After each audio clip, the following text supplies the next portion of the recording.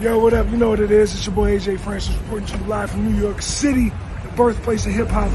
And I'm telling you that I'm only tuned in with Tru Heel Heat Wrestling. Holla at me.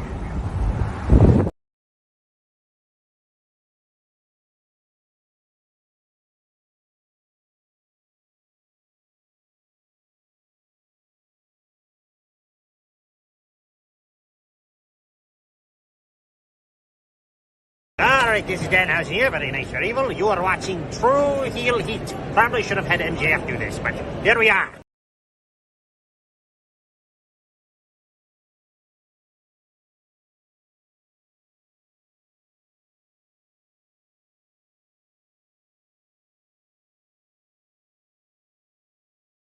What's up, guys? It's Wolverine, that's Machine, Mr. GMSI himself, Brian Cage, and you're watching Tru Heel Heat. Who better? Nobody.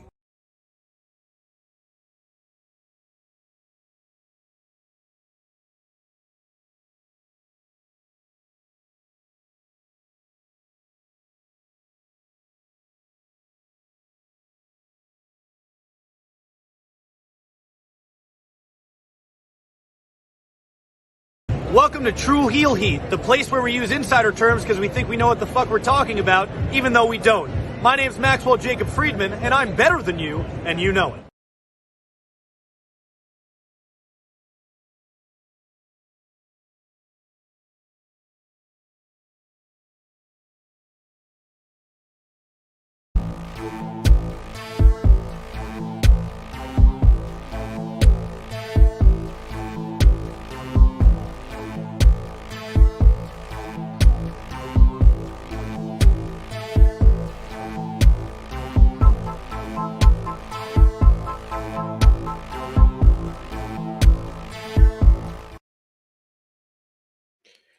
Hey everyone, it is time for the Saturday morning cookout, the Tru Heel Heat flagship podcast. As we are on the road to episode 300, we got AEW All Out tonight in Chicago, Illinois, just 2 weeks after AEW All In, and we're going to be talking about the flames in our background not being the only flames that we saw this week, as AEW had one of their best show closing angles and did that cement Hangman Adam Page and Swerve Strickland as the best AEW feud ever. We're also going to be talking about, speaking of fired, someone got fired this week, Odyssey Jones. He tries to replace Big E, and everything goes wrong in his life, it seems. We also got lawsuits galore. Cody's being sued. WWE's being sued. AEW's being sued. Tony Khan's being sued. Everyone's being sued. If you're sued and fired, this is the place for you. The Tru Heel Heat flagship podcast. Hit the intro.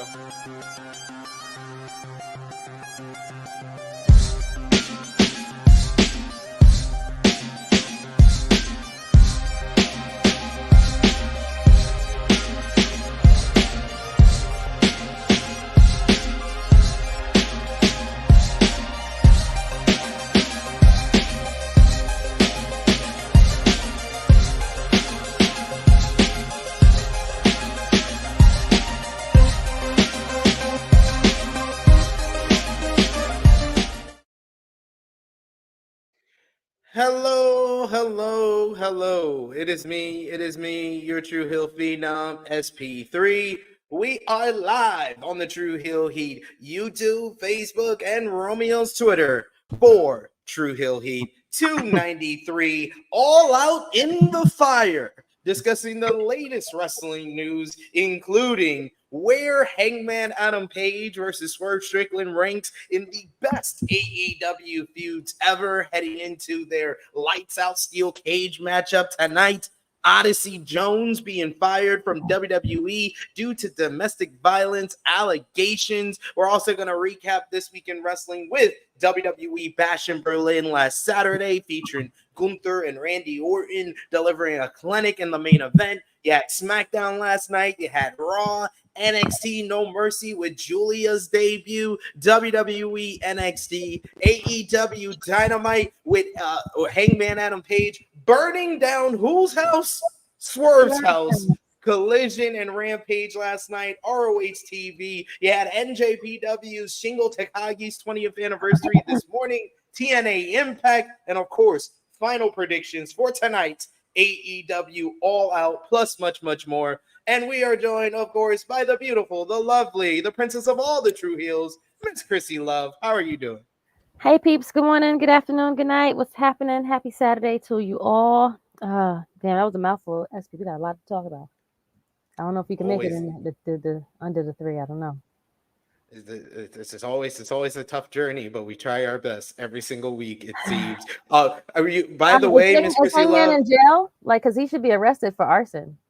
no, it's those goddamn fans in Milwaukee. They're chanting, "This is arson." They're not on the phone to the police saying this is arson. We ridiculous. know we all grew up in New York City here. Some in the Bronx, some in Harlem, some in Brooklyn. But you have two choices when you see a crime, when you see someone getting robbed. You see an old lady getting robbed for a purse or getting smacked up by somebody. You see someone setting a store on fire. You either call the cops and be a snitch, or you keep it moving and you're not a snitch. You have one or two choices. I don't just, if I see somebody getting robbed, I'm like, this is robbery. You sickos, Milwaukee. Sickos. But of course, we are also joined by the one and only True Draw himself, the best artist extraordinaire, and the wedding bells is ringing as the groom to be. Josh, how are you doing? Doing good. It's been a good week. Lot to talk about. A lot of people getting sued. Someone got fired. Lincoln Park is back. It's a good week. There you go. I'm catching up on shows. That's what I'm doing. I'm catching up on shows. I've made it 5 episodes through Bel Air. I'm up to season 4 now in The Boys. Josh and Krssi. Okay. What do you think so far? I really like it. I think season 1 and 3 are the strongest. I didn't. 2 was like a drop off, but 1 and 2. Season 1 is probably my favorite because just like introduction wise, like I remember me and Jimmy, when Jimmy started watching it on his channel, we watched the first episode of The Boys, and I remember it being good. But watching it and then watching the full first season, it's like a great all-time best like introduction season to the world of The Boys. But season 3, man, Soldier Boy, that man's a menace. Yeah. And then you also have to watch the spinoff with the kids. You I did. I actually did it in reverse. I watched that first before I ever watched The Boys. So everything that I watched in Gen V made a lot more sense after season 3. Okay, so now you understand. Okay, because I was gonna say okay, you got it now. Okay, good. Yeah, because the whole explanation of the dean. And I was like, oh, yeah, her family was on that plane in the 4th episode of The Boys. Wow. It's great show. Yep. Great show. So where you up to at season 4? Where are you up to on season 4?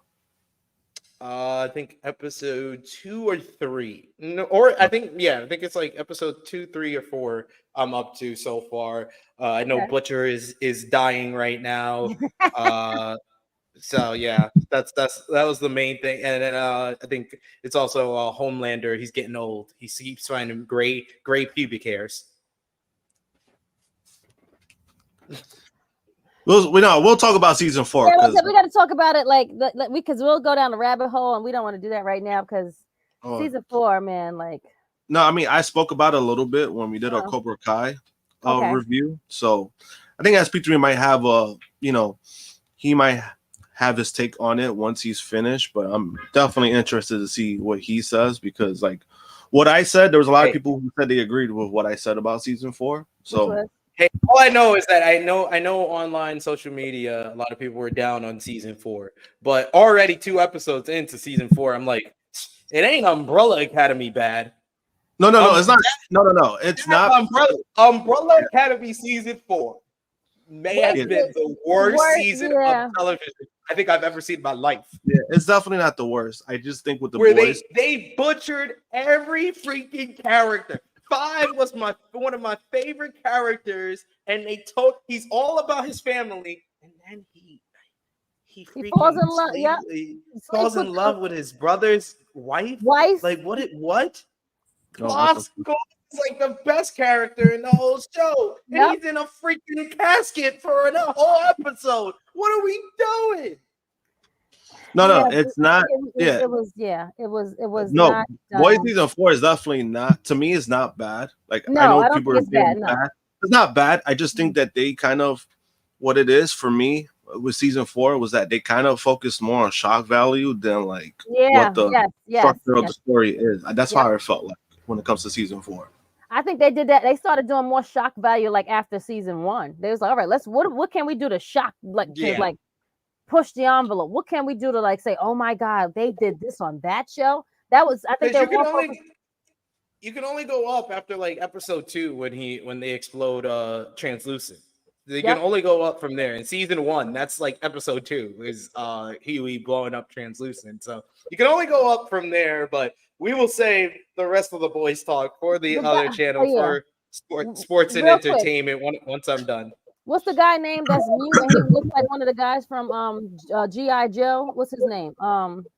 Damn it, what's his name? Snake Eyes? The one that looks like Snake Eyes? Yes, the one that looked like Snake Eyes. There was a wrestler on, was it Collision or was it on Rampage that looked just like him?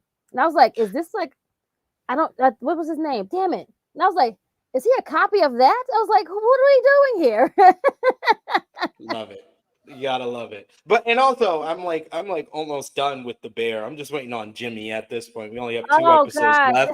That is not as bad as people said. No, oh my God. It wasn't bad. The freaking Tina episode is one of the best episodes of television I've ever seen. I went through so many emotions. The whole conversation with Mikey. Oh my God. People are bugging. People just want to. It's not as good as the last season. This is horrible. Like what? And it was like a continuation from. I didn't know it was like a continuation from. It was like a whole new season, but it was kind of like a continuation from what they did from before. So it kind of went right through it too. I don't think it was bad. I think, of course, season 2 was great, but you have to think about like, how did we get here? We're not going to always have stellar seasons. And sometimes you have to have a season that's slightly down from the season before to pick it back up the following season. Correct. I think season 2 of The Bear is like 10 out of 10. No marks, no corrections. This season so far, it's at least an 8 for me. I don't know if it'll completely drop off a point in the final 2 episodes, but it's at least at an 8 episodes in. But once again, we'll save that talk for the sports and entertainment channel. But you come to Tru Heel Heat because we talk about everything here. But we appreciate y'all for joining us live. We appreciate y'all for watching us on demand. Remember to show your appreciation back the simplest way possible. Drop the thumbs up on this video. You can share this video with all your wrestling fans, friends, and family on all your favorite social media platforms. If you are new to the Tru Heel Heat YouTube channel, hit that subscribe button. Hit the bell to stay notified for all the great content here. And of course, sound off in the live chat. We love to interact with all of you guys and hear your thoughts on everything going on in the pro wrestling world. We'll be talking about WWE, AEW, New Japan Pro Wrestling, ROH, TNA, and everything in between on today's show. So we want to hear from you. And of course, if you want to have your comment highlighted on screen, you want to be a part of the conversation in the best way possible and support each and every one of us at the Tru Heel Heat YouTube channel, hit the $ and send a super chat donation. Any dollar amount matters. It goes back to the contributors that you see on screen with us here, and we always appreciate that support. We got Aubrey James in the chat. He says, "What up, Hangman? Adam Hangman Page made an album cover. That shit was fire." We also got Christopher Kidd who says, "Usually not here on Saturdays, but man, this week I had to come chill. The whole family is all in to watch Swerve and Hangman go all out tonight." We also got Eric Isaacs in the chat who says, "Hey, THH fam, happy All Out Day. And the next 3 weeks, the USA Network will be home to the entire WWE universe." We got JPJ in the chat. Like 50 million times. To be fair, they did. They did run a lot of those. If we were taking shots, we would have been dead. Yeah, it's annoying because it's not even gonna last long. So it was like kind of like, and that's the point that I'm like, all right, guys, we get it. Like, Like we get it. Every commercial, every sentence, like it said it every. Okay, and they have it for less than a month, right? From what I know, because the NXT is leaving next month. Next month, yeah, October 1st. It's only October 1st. They're gone. Yep. So it's like, all right, cool, all right, sure. JPJ joining us in the chat. Good to see you, good sir. We got Chuck Berry's in the chat with us this morning. He says, good morning, THH fam. I missed SmackDown, Collision, and Rampage last night, but I had a valid excuse. Thanks to this awesome platform, I can stay in the loop and be thoroughly entertained. Of course, that is what we're here for. We're here to watch the wrestling, so you don't have to. We also got Aubrey James, who says, A-Train is my favorite character. I can already tell they're going to try to do a redemption arc for A-Train 2 episodes in for season 4, but I don't like A-Train. I don't. Neither. He's a piece of shit. My favorite character. I'm sorry. I'm a heel. My favorite character is Homelander. It's Homelander. It's Homelander by country. It's Homelander by country mile because he's so evil. He's so evil. He's so Homelander. If not Homelander, it's either Soldier Boy or Butcher. Yeah, Homelander is like one of those guys. It's like he's like one of those guys where he tries to act like he's like such a nice guy, right? This persona of him with everybody like, oh, you know, I'm a nice guy. Why nobody likes me? And then it's like, oh, because you're a dick. Wow, yeah, you're a jerk. He's like that. Like he's like that kind of character, and he makes it work. He makes it work. He does. You're an asshole. Yep. We also got a power driver finisher. He says he agrees with me. That is thumbs up for me. I don't know what you agree with, but thumbs up for me. We got JPJ who says the final 2 episodes had that old school Bear feel. All right, I can't wait. I'm gonna watch it with me probably next week because finally this whole crazy pay-per-view schedule has finally slowed the F down. Wrestling, relax, slow the F down. They gotta be hot for summer. This is true. This is true. They had to end off. They had to end off summer, and it was hot on Dynamite. We got Old Nutty who says, "Do y'all think the new TV deal will get announced tonight?" It sounds like it should, with all the teases that Tony Khan has given us, and we'll talk about that during the show as well. Yeah, I want to talk about that. We got RP Jesus who says TK tweeted he had to pull away strings to keep Hangman out of jail to have the match.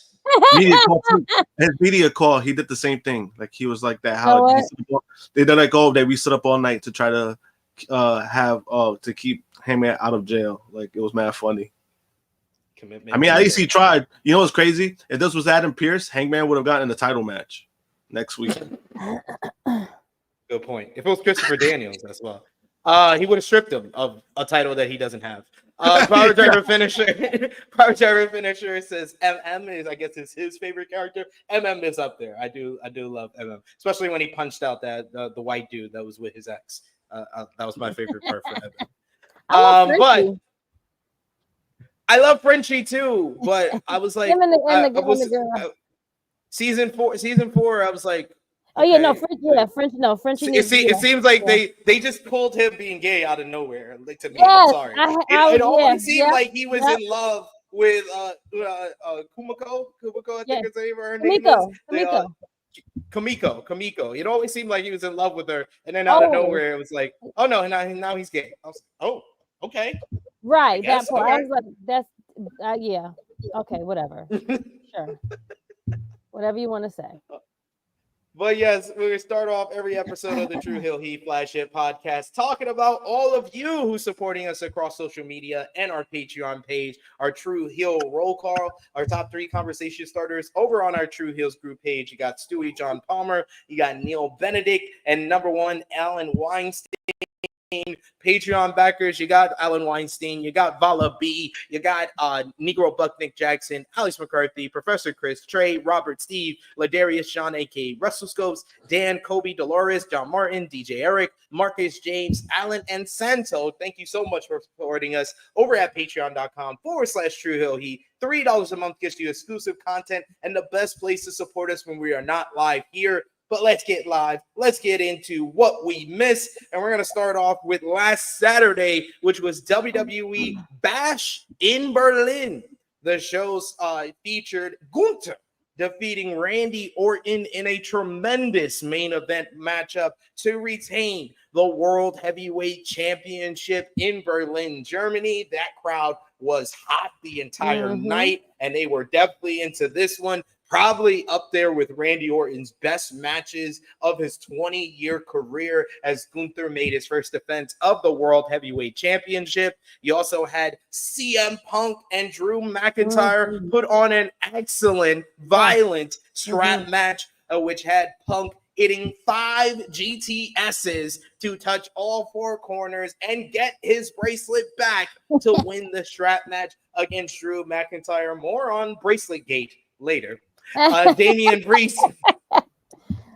Priest and Rhea Ripley defeated the Judgment Days, Dominic Mysterio and Liv Morgan in a very fun mixed tag team matchup on the show. You also had Bianca Belair and Jade Cargill beat Alba Fire and Isla Dawn to once again regain the WWE Women's Tag Team Championships. And finally, Cody Rhodes, the American Nightmare for now, defeated Kevin Owens in a great opener to the show to retain the undisputed WWE Championship, despite KO having a crisis of conscience during the matchup here. So great show, I thought, from Bash in Berlin. Really, really exceeded expectations going in with 3 great matches, 2 others that were either solid to good. Krssi Love, me and Josh, we did the review, but what was your thoughts on WWE Bash in Berlin last Saturday? Solid show. Like you said, it delivered. Excuse me, it delivered. I really enjoyed the mixed tag match. I thought they did that very well, very fun. I think I messaged you guys, and I was like, this was like a good match. Like they needed this match, I think. But the strap match and then the main event delivered. I think it was like back to back matches that was like, okay, great. The tag match we could have did without, whatever. And I hate the shit on the ladies. I just said I hate the shit on the ladies, but I mean, like it was good, but you know, it could have been on Raw, SmackDown. You know, that's all I'm just saying. Could have been on a Raw, SmackDown. It gave Raw, SmackDown vibes. That's all. KO and Cody, solid. So great pay-per-view for them. I think one of the good ones for the year. Yeah. Any additional thoughts from you, Josh, for last Saturday's Bash in Berlin? No, I mean, like we said last week, the show was good. The show was good overall. I think I gave it like 8.5, and the reason why is because like since all the matches there wasn't a bad match. Maybe the one that you could say it maybe is the women's tag match. It wasn't bad. It was just one of those matches that I was like, oh, it was better than expectations. Right. Yes. Because it has nothing to do with Bianca and Jade. I think it has to do with the other team because they weren't really getting much reaction usually on TV in general. And I think they're a good tag team. I like them. They're a good tag team, but it's just like it's kind of hard to be invested when nobody really cares. Like it's hard. You have two powerful girls, as in like Jade and Bianca, and then you have the 2 other girls, which is like it's not their fault. It's just I mean, it worked at NXT. It's just like when right. It worked at NXT because NXT you're dealing with kind of a smaller demo when it comes to stuff like that. But then when you get into the main roster, I mean, you see what it is. Like sometimes it's harder. It's harder to win over fans. And to me, I mean, they had those titles for a little too long. I thought they should have been lost those because it was kind of just like, oh, you're in your home country. Let's give you the belts, and then it was like, all right. Come on, Trips. What do you doing? Get these belts off of them. That's how it felt like to me. When did they get them? Clash at the Castle. And that was when? June? That was in June. Yeah. Damn, Josh, you said too long. I mean, hey, I ain't the one who said that. Jade and Bianca had it during their first reign. Yeah. But they barely defended them. So. Hey, you can only defend it if the booker makes you defend it. So that's also very true. But anywho, whatever. No, I mean, Aubrey overall, James. it was a good show. Main event was great. I watched it again. I liked it better watching it the second time than the first time. Because, like I said before, the first time when I was watching it, it was just like, at first, it was kind of like, yo, like, damn. I was like, yo, they got to wrap this shit up. Like, you got to hurry up. But then when I finally got to, like, watch it again, I was like, it's a really good match. Yeah, I really enjoyed that. That's going to be up there for me as far as WWE matches of the year. Aubrey James says, just end the Judgment Day already. They're already weak. They're buried. We'll get into Monday Night Raw. Wow. But that did not help. The Judgment Day, they have not been helping them with their booking. They have just been, they feel outmatched against Rhea and Damian, let alone their third of the triplets. I mean, I've been saying it. You know, like, you really think the Putties were gonna beat Rita and Lord Zed? It's not gonna happen. It's not even Rita and Lord Zed. This is the Putties versus the Megazord, and like at this point, that's even worse. It's even worse than that.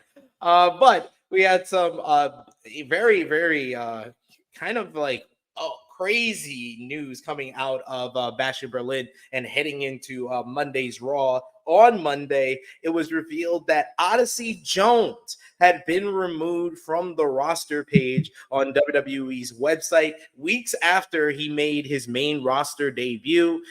Jones teamed with the New Day's Xavier Woods and Kofi Kingston on August 19th to defeat the Final Testament. He was not listed on the alumni section either, which is where talents go when they leave the company. Fightful noted on Monday that talent in WWE are surprised at his removal. There's no word on if he's had any change on his status yet. Then on Tuesday, Fightful Select released a new update on Jones in the morning.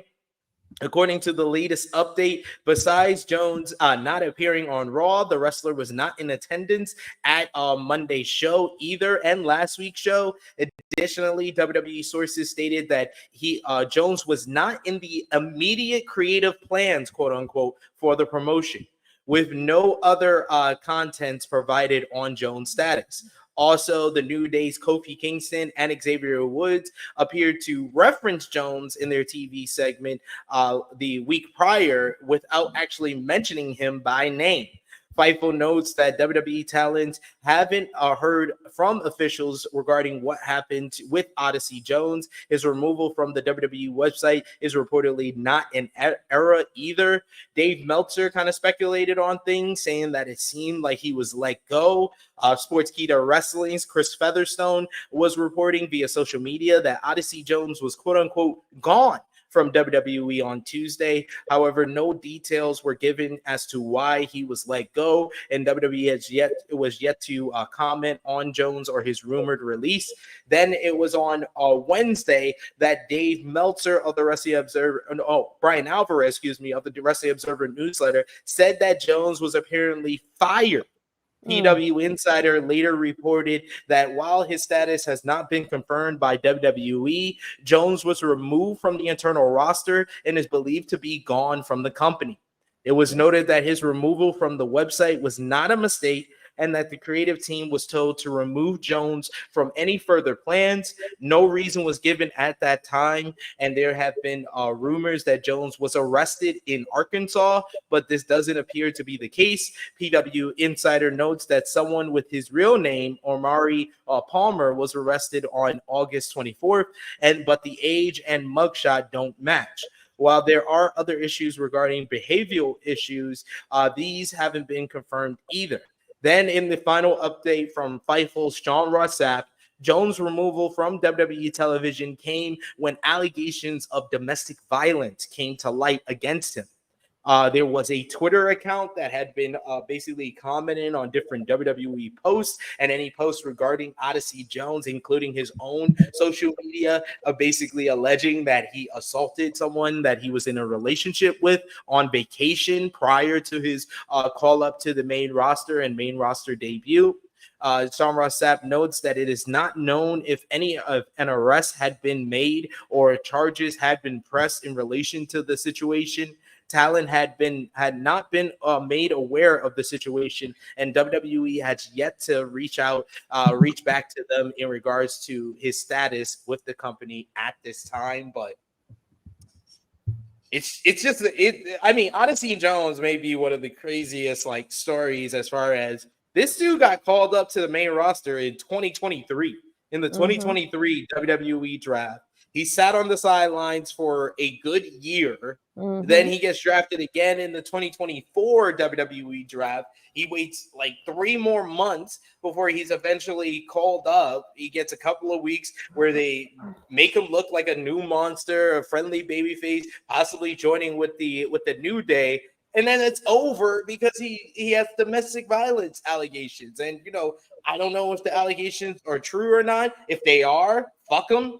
And I shrug because it's like you ruined this for yourself. You finally were getting the opportunity and you were given this chance and a very prominent position in this whole New Day story that's been going on and the apparent dissension between Xavier Woods and Kofi Kingston. And then you ruined it with being a complete evil and awful person to someone that you were close to. So if it's true, that's how I feel. But if it's not true, there has to be some type of credence for them to take these steps of removing him from anything. They had to have found something that made them make this decision, and the way they did it so abruptly this week. But Krssi Love, what do you think about this whole story here with Odyssey Jones? It's giving Jonathan Major vibes. I'm sorry. I'm just being honest. We don't know what happened. No one has released what happened. So, you know, they're like, you know what? We don't want any parts of this. You got to go. You're fired. Instead of like maybe like having them sit on the sidelines, let's investigate. Let's have one of our people investigate. And if, like you said, if he is that person, you're a fuckboy. I pray that it's not true, but if you are, then he should be fired. However, another man, and this could go for any man, and get allegations for something that we don't know what happened, but you are guilty just because someone said you did something. And that's the true honesty of it all. I'm sorry. Josh, what did you think about this whole story from this week with Odyssey Jones' apparent removal from WWE roster? I don't know, man. Like, the information has been very vague. Like, there's like really no real details. I did see like the Twitter stuff. I know I sent it to you and Romeo, like when it comes to like the Twitter like thing. I mean, if they're going based off of that, I mean, it's really hard to say, oh, this is true, because anybody could go on Twitter and write anything, right? So that's why it's a little, you know, I don't know what's true or what's not true, right? So I know like there's people who are, you know, and the problem with stuff like this is that, you know, I see it both ways, right? Like if this is a real, if this is a real victim, you know, I hope the person's okay, right? When it comes to, you know, when it comes to stuff like this, you know. But if it's not true, then, you know, it really discredits a lot of victims, you know, like, and that's why it's a little. It's such a gray area. Great, because people lie all the time about it, right? You know, it does happen, but then on the other hand, people do lie about it all the time. As far as them removing him, I'm not too sure they found anything significant. And the reason why I'm saying this is because when Enzo had his situation, somebody just made up a story about him, like, oh, Enzo essayed me. And the company ran with that, and then all of a sudden he got released, right? And then later on, it got proven that the person was lying. Enzo was clear. Enzo never did anything. Enzo never even had an interaction with the person, and never got a job. And he still lost his job. Yep. Right. Even though I think in that situation, it was just more of like, I think Enzo was already having heat. So they basically used that against him. Like, oh, we have something against you, you're gone, right? That's what they did. But, you know, Enzo was innocent. Enzo didn't do anything, right? So by law, it's like the guy should have probably had his job back, or probably would have never been fired to begin with, right? So that's why for me it's like, they fired him. In one way, I would hope they found something, because I'm like, yeah, if you found something, then it's fucked up. Then guy deserved to be fired. But and there's no significant proof. Then it's like, you just doing this to clear names, and there's other people who've had worse, and you've kept them on the roster. There's people who've committed crimes. To be fair to WWE, this is not the time they want anybody that even. No, I mean, yes. Yeah, like, I get that part too, but it's just like, it's like such a gray area that it's like, it's really hard to like put one perspective on one thing and then like try to ignore the other. It's like, it's a little weird to me, and that's why the situation, I get it because of the whole the Vince stuff. Like, obviously that like they have to, but again, like, if the person is innocent and he lost his job, I mean, this is like career, this is career ending stuff like this. Like, you really don't go back, you can't come back from. And even if he's proven innocent, like, I would hope something was to happen, something happens, like, like, hey, if he's proven innocent, he has a big like defamation case against the person that made and he would win. Allegation. Yeah, and like, again, with all this Twitter stuff, like, I know a lot of people were going based off of that. It's just, again, like, we all know how toxic Twitter is. Like, right? People take one thing and they run with it, right? They hear one thing and they run with it. This person was obviously making a thread of it, and it was a constant, nonstop thing. So for me, that's why I'm like, I'm hoping WWE found something, or they either had a conversation with him and there was some truth that came out of it. You know what I mean? Like, that's what I would hope. But if it's just more of like, all right, this person's been writing this stuff about you, we're gonna have to let you go, that's kind of like, I would prefer, me personally, to put him on ice until, like, all right, let's actually do an investigation. Let's see what's actually going on.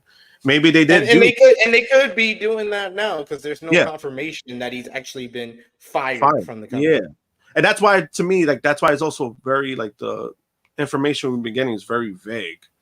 It's like, we're hearing this and that, but then there's no, he got taken off the roster, but then people get taken off the roster all the time. People get taken off the internal roster all the time, and they're not using them, or something's going on, they get removed all the time. So even based off of that, I'm not gonna assume somebody's fired. If they make it very clear, yeah, he's gone and he's fired, then he's fired. And that's why this whole thing has been a little weird to me. Yeah. And our producer makes a good point. He says Enzo also didn't give WWE a heads up about the potential legal situation. I think that was a big other problem for him, if I remember correct. I've used this analogy in the past, and I'll use it again. I used to, when I got in trouble in school, I used to always find a way to call my mom and let her know that I got in trouble, because you get in more trouble if someone else tells them that you got in trouble. Like, if the school let you know first and I was trying to hide it, or I didn't tell her first, I got in more trouble. But when I am the one that tells them that I got in trouble, I got in less trouble, and my mom had time to kind of absorb everything by the time she heard it from the school. So I understand if WWE was just like, you didn't tell us about this. Right. But we already got issues with you, Enzo. Get out. Yeah. To me, I think it was just more of like, they made it easy, right? It was just like, all right, we wanted a reason to get rid of this guy, and they did that. But also, I think Enzo has spoken about it. I know when it comes to that, I think he just thought it wasn't going to happen. Like, he thought it wasn't like, oh, this person's fucking lying. I got nothing to worry about. Even though he was proven to be right, it was just the way he handled it. It was kind of just like, he should have handled it better. Yeah, he should have brought it up to their attention first. Like, hey guys, there's like this speculation, not sure what's happening, but I just wanted to like bring you guys, to let you know what's happening. He got a little full of himself, and that was also kind of the whole thing with Enzo, what a lot of people thought of him already. So for him to prove that he was full of himself in that matter of not letting them know, made it easy for him. But that is beside the point. We'll have more to talk about with Odyssey Jones. I don't have this in my notes, but it is kind of similar to the conversation that we had last week with the whole Artem Shiz Shizviz, Nikki Garcia, Nikki Bella's husband, and that whole situation that we discussed last week. It should be noted that Nikki Bella reportedly has looked into getting a divorce lawyer and is doing that process as a follow-up to that story from last week. It looks like they are going to get divorced after that whole domestic violence issue over there. But finally, with WWE Bash in Berlin during last Saturday's show on the kickoff, Triple H announced that the PLE was the highest grossing arena event in WWE history. He noted that the record had previously been set by Backlash France and then Clash at the Castle Scotland. WWE announced an attendance of 13,149 for the show. This is actually smaller than the last reported number from WrestleTix, which was at 13,364 the night before. So there you go. WWE showing the real numbers, but by that math, by the fact that, WWE Backlash France and Clash at the Castle Scotland, they both did around like 3 million to 3.5 million. So at above 3.5 million with 13,000 in attendance, the average ticket price for this event was $300, more than $300 per ticket. That's like the worst ticket in the show. Like the nosebleed seats were at like 300 basically. That's crazy. And they were like completely like it was packed in it. It was sold out. Hey, this is why they're gonna keep setting records for these arena events in international markets, because they just want to go to the show, be a part of that happening, be a part of that record-breaking event, so they can keep charging up the wazoo. WWE, it's the hot ticket right now. It's doing its thing. But once again, WWE is doing its thing. Last night, WWE SmackDown, the show kicked off with the undisputed WWE champion, the American Nightmare for now, Cody Rhodes, kicking off the show and issuing a challenge to the Bloodlines, Jacob Fatu, for the title in a bit of mind games with the tribal chief, Solo Sikoa, after Fatu refused to take his tribal chief spot and told Solo, "I love you." Cody accepted Solo's challenge for next week's season premiere of WWE SmackDown on the USA Network. Following a standoff where the rest of the Bloodline surrounded Cody for DIY and the Street Profits to have Cody's back, SmackDown General Manager Nick Aldis came in and announced that next week's undisputed WWE Championship match will be a steel cage matchup to avoid the Bloodline's involvement in it. Speaking of which, later in the show, the Bloodline's Tama Tonga, Tonga Loa, Jacob Fatu, and Solo Sikoa defeated a DIY and the Street Profits in a fun 8-man tag team main event, with Solo looking strong in the end before he challenges Cody next week. You also had Bayley picking up a victory over Tiffany Stratton in a fine opener after Nia Jax accidentally distracted the referee that prevented Stratton from picking up the victory. Off the heels of his loss against Cody Rhodes at Bash in Berlin, Kevin Owens, he defeated Grayson Waller and Austin Theory in a triple threat matchup. But post-match, A-Town Down Under came together to beat down Kevin Owens and stand tall to set up a tag team matchup with Kevin Owens and a mystery partner on next week's season premiere.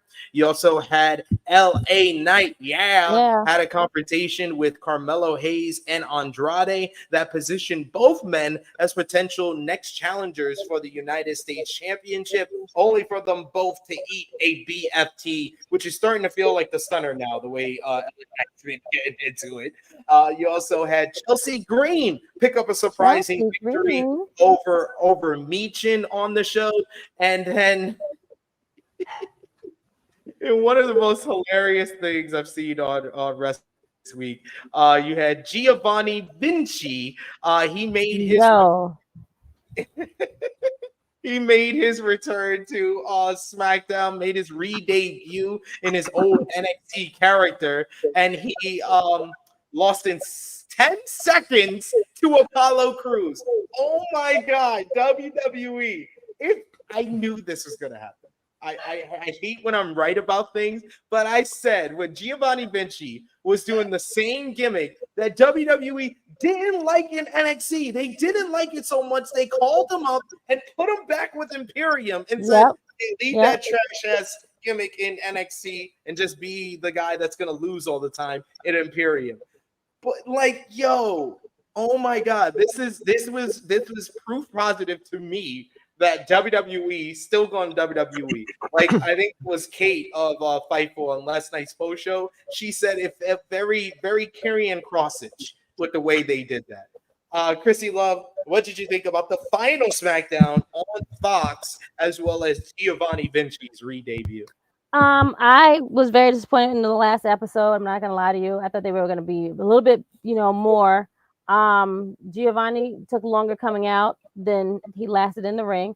And to be honest with you, I was like, okay, he's debuting. I was like, damn, it's an L for Apollo because got another black losing. But then he had to roll up, but I was like, wait, but Homeboy lost it 10 seconds. I was like, what are we doing? Like, and he took longer taking his Gucci tracksuit off than being in the ring. Got a roll up. But what do I know? Yeah, I thought this show was very mid. It was eh. Well, go home show. They must have they said Fox more than they talked about the rest of everybody else. I kind of had a feeling that this show they were gonna phone it in because it's the last episode on Fox. Why would you want to give the Fox really good episode if you're on your way out after Fox been talking shit about you ever since they didn't renew you and you're going to USA Network? Or this is gonna be a setup for the USA premiere, and that's why I didn't want to review it on Sportskeeda because I was like, Collision is probably going to be better because Tony Khan wants to actually put on a great show because he has to try to get some type of ratings, even though they're going to get demolished. SmackDown's going to be down as well because they're going against the NFL. So that too, because they had the NFL game on, and I actually didn't realize that Collision was on until Rampage was on. I was like, shit, I missed it. But then we watched it on the West Coast side, so it was okay for me. But anywho, I was pissed that I was like, damn, I sat through this. Well, I had to watch SmackDown regardless, but still, I would at least try to watch both at the same time. And SmackDown didn't really deliver on my end, just for me. Ow, sorry. Josh, what did you think about last night's SmackDown and Cody Rhodes setup with Solo Sikoa for the steel cage match next week? I mean, it was there. Yeah, exactly. What was that? What was this there? Like, do I want to see another Cody versus Solo match? No. So no. I was like, whatever. At least it's on TV. I mean, we're not getting the pay-per-view, thank God. As far as we got people at home losing in a couple of seconds, I mean, yeah, it is what it is. It was predictable. It was predictable if you saw the signs of them going back to this gimmick that did not work in NXT. And you got Will Chisholm in the chat that says Gunther told Triple H, "Don't push this guy for the crew." And apparently Triple H listened. And people still have faith like this is good for him. And I'm like, okay. No. Because I mean, it's good for him. In what fucking sense? Like, they about to just put him back with the group. I'm just saying, because what else would you do with him? They should have never split him from Imperium. They should never split him from the get-go. It's like, why would you split them? It was so. I'm trying to figure that out. Yeah, I mean, I'm just trying to figure out how's when people are saying this is good, what's good about it? What's going to be good? You know what I mean? I think it's a problem too. A lot of casual fans they just say shit just to say it because it's just again, how is this a good thing for him? What? Because there's a character. He's fucking bland. You could put new clothes. If you're bland, you're fucking bland, right? Yeah. If you paint the broken fence, you painted it, but it's still broken. So what's the fuck is the point? You're not fixing the issue. Yep. You know what I mean? So it's what's the point? And I think a lot of fans fall into that trap. They think a new gimmick or a new character, it's a good. I was like, no, sometimes it's not a good thing. Sometimes just let it fucking be. they're good at one thing. Let it be. Yep. Gotta do it. It's like putting lipstick on a pig. It's still a pig. That's a fact. Speaking of which, following Giovanni Vinci's quick loss in his return on SmackDown, WrestleVotes reported, and he said, and I quote, "I'm told there are a few quote-unquote key figures within creative that absolutely hated the direction on the Giovanni Vinci angle Oh my God, on tonight's show." So who y'all gonna blame this on? Who y'all gonna blame this on, WWE fans? Is this Vince's fault too? No. No, they're gonna. You gotta remember who taught Triple H how to book. Just remember that, folks. Just remember that. Who did he learn it from? That part. The perverted old man. Perverted old man who's gonna have a whole Netflix series that's gonna try to glorify him. But supposedly, nonetheless, I enjoyed the trailer, but I was just like, I don't know how this is gonna be. I'm holding out hope. I'm intrigued. I am intrigued. I'm intrigued because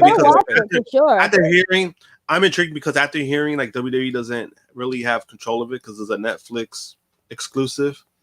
I'm definitely open to see what they do because, like I said before, Netflix sometimes they usually aren't like that biased when it comes to like these kind of stuff, but you also get like new information on certain things. So it's gonna be interesting what the route that they go. If they go like the other, like again, if they're trying to glorify him, then fuck that shit. During a K&S WrestleFest virtual signing, MVP revealed that there was in fact a Hurt Business reunion planned in WWE just last year and nearly executed.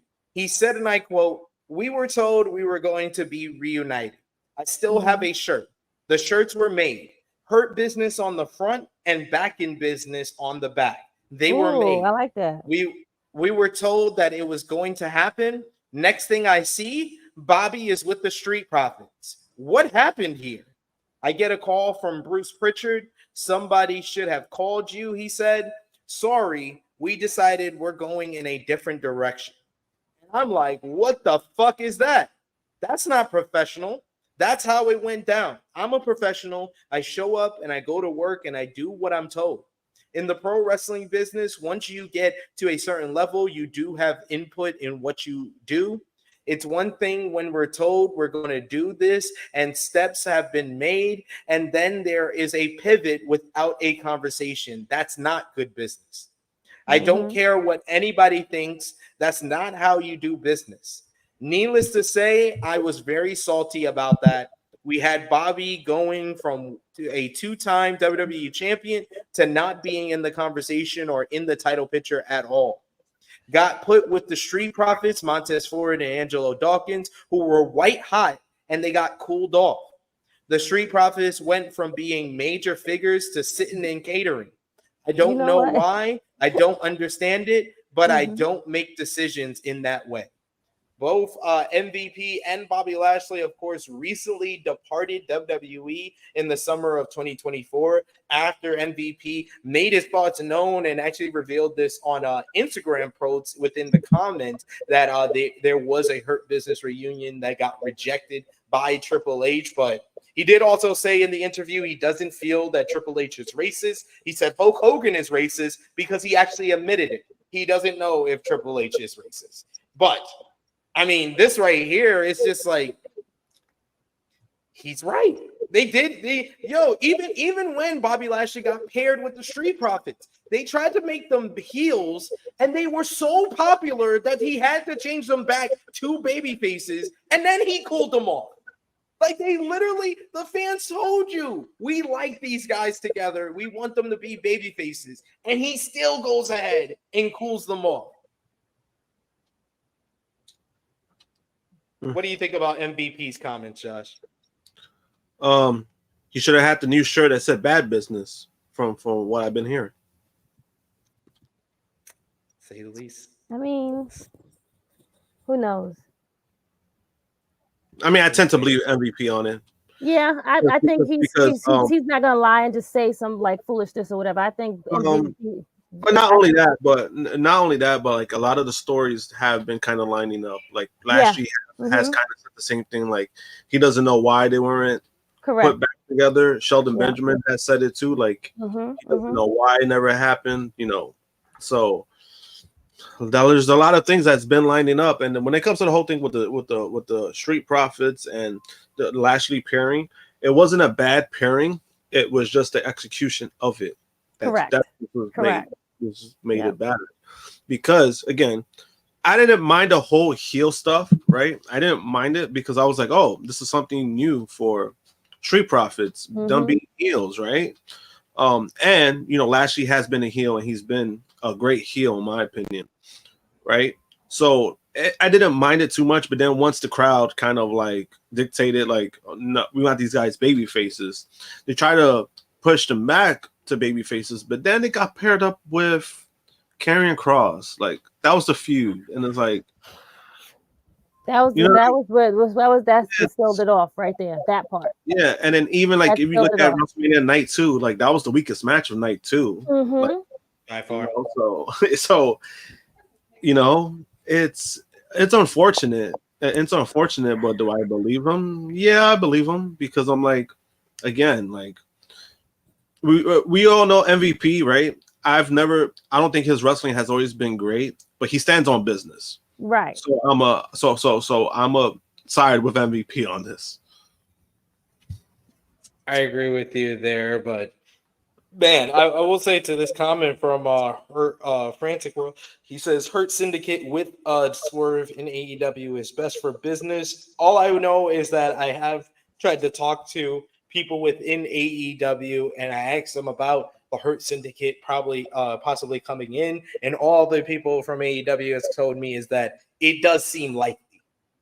It does seem like there was no confirmation on if they are coming in or not, but they did. Most of the people that I talked to, where it's like it does seem likely, and it does seem like something that can be possible. It could be fun. It could be fun. I think it would be great with Nana there. All of them. I think it would be good. I mean, do you need two managers? Yeah, I don't know if they're going to be with Swerve because I don't think they should be with Swerve. I think there's other right. I don't think there's other people that need that rub from being with MVP and Bobby Lashley, and Swerve is not one of them. Swerve by himself. Like if you met Frantic World, Swerve feuding with the Hurt Syndicate, now you're onto something. Right. But that'll be good. That'll be good. That'd be excellent. And he'll get a good match. I think Swerve at this point has proven. Swerve at this point has proven he doesn't need a stable. He doesn't. He's good by himself. He does not need it. And I think that was what was holding him back. The stables. The stables were what were holding him back. Even being a tag team with Keith Lee, didn't really need it. That was good. That was good. That was the only out of everything of what was it? The Mogul Affiliates, Mogul Embassy, Swerve in Our Glory. Swerve in Our Glory laps both of those. Yeah, it worked. It worked. It worked for the both of them. That was the height of Keith Lee's run in AEW. And then he disappeared. Well, he's hurt. Yeah, he got injured. That part he got injured. Still. He tried to work through it, and he made it worse. That's what happened. Yeah. Oh. Yeah. Got it. Power Driver Finisher says, so on both sides of the tag division, looks like Triple H is having issues, but then there's also the other thing about H. I mean, H doesn't have the best history with I will say Booking no, I mean that part. I'm about to say, just say what you test, SP. Don't act like that. Say that shit. But I'm talking about overall. He doesn't have the best history with his treatment and words against Black people or people from other cultures. Like you have the whole Booker T rivalry. There's a clip of him when he was DX was feuding with the Nation and Mark Henry was coming down and he did this to Mark Henry like he was a gorilla. There is the whole DX VHS when they are in New York City and he goes up to an Indian person. He's like, "I'm gonna get to you," and he's doing a fake Indian accent. Like this is all stuff that in the 90s we just laughed it all off. But like in retrospect, it doesn't seem like he did blackface, folks. Like Yeah. Like I'm just saying, he doesn't have the best history with this. A lawsuit, though, talking about the lawsuits, our first of a couple of lawsuits we're going to talk about this week. A lawsuit has been filed against the American Nightmare Cody Rhodes, WWE, and Fanatics bullshit right here over the trademark to the nickname the American Nightmare. Fightful reports over the that Wesley Isold, who is the frontman for the band named American Nightmare, filed a suit in federal court in California, accusing Rhodes, WWE, and Fanatics of trademark infringement, as well as breach of contract and deliberate interference with contractual agreements. Isold noted in the suit that he's held the trademark for the name in terms of clothing, music, and entertainment services trademark since 2016, and had previously agreed to allow Rhodes to use the nickname while he was in AEW, after Rhodes filed his own trademark application in 2019. The parties entered into an agreement in 2021, allowing Rhodes to use the trademark as long as they prominently featured Rhodes' last name and his name and likeness or substantial entity associated with wrestling. The agreement said that the parties would reasonably cooperate to prevent reoccurrence of any confusion resulting in their concurrent use of the two marks, and notes that the agreement states that, quote unquote, no party shall assist any third party in taking any action or cause or request any third party to take any action that the party is prohibited from taking under this agreement. The lawsuit goes on to say that WWE, Cody Rhodes, and Fanatics have violated the agreement by selling merchandise with American Nightmare, but little to no reference to Rhodes as a wrestler, arguing that this is creating confusion in the marketplace and noting that the people wearing Rhodes merchandise to his band's concert, and they're often tagged in social media posts and stories about Rhodes. In notes 86, fans of WWE and wrestling continue to frequently tag the American Nightmare in Facebook and social media posts. Some fans have tagged both Runnels and the band in posts, have asked if Isold and the American Nightmare approve of the Runnels clothes.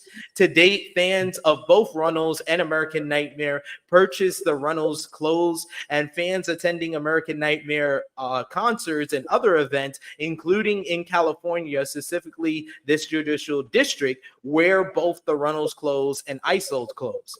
88 fans of Runnels and Isold commonly buy and wear clothes that mix Isold mark, the Runnels mark, and the Isold Angel logo, and Isold Shield logo, and the Runnels logo, and references to parties.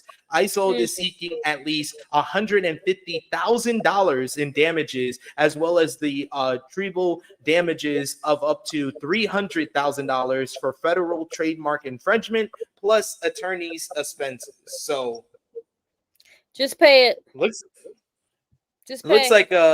Looks like they might have Cody just be the American Dream, like they teased in 2021 in AEW.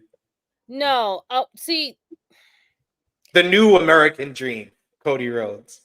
No, I hate it. That sounds. Oh my god, no, hated it. Is that the new American Dream? Stop it, SP. Don't do that. Don't do it. No, because at first I'm like, well, hasn't he been using this shit for like ever? Like, why are we now having an issue? But we're having an issue with trademarking when it comes to merch, and people wear.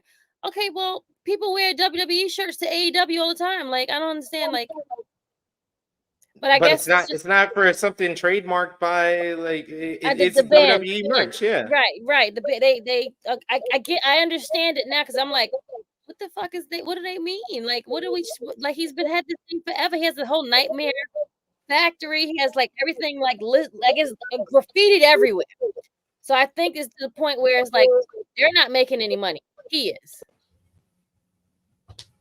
and WWE is making the money. Fanatics is making the money. So that's when people start saying like the red flags start going like my money. Yeah, mess with my money, and now I gotta mess with your money, and now you gotta pay me.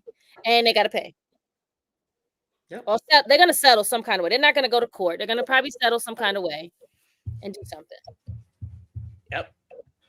But that's not the only WWE lawsuit that we got to talk about this week. WWE and the UFC have been sued by a man claiming he was never paid for ideas he sent, and he was sent a hush money payment. PW Insider reports that Leland Owens filed the suit against WWE and UFC on September 3rd before the United States District Court of the Eastern District of Washington. Owens alleges in the suit that he entered into a verbal agreement with WWE Yakum Lower Valley, Washington, giving them quote-unquote ideas that he never got paid for.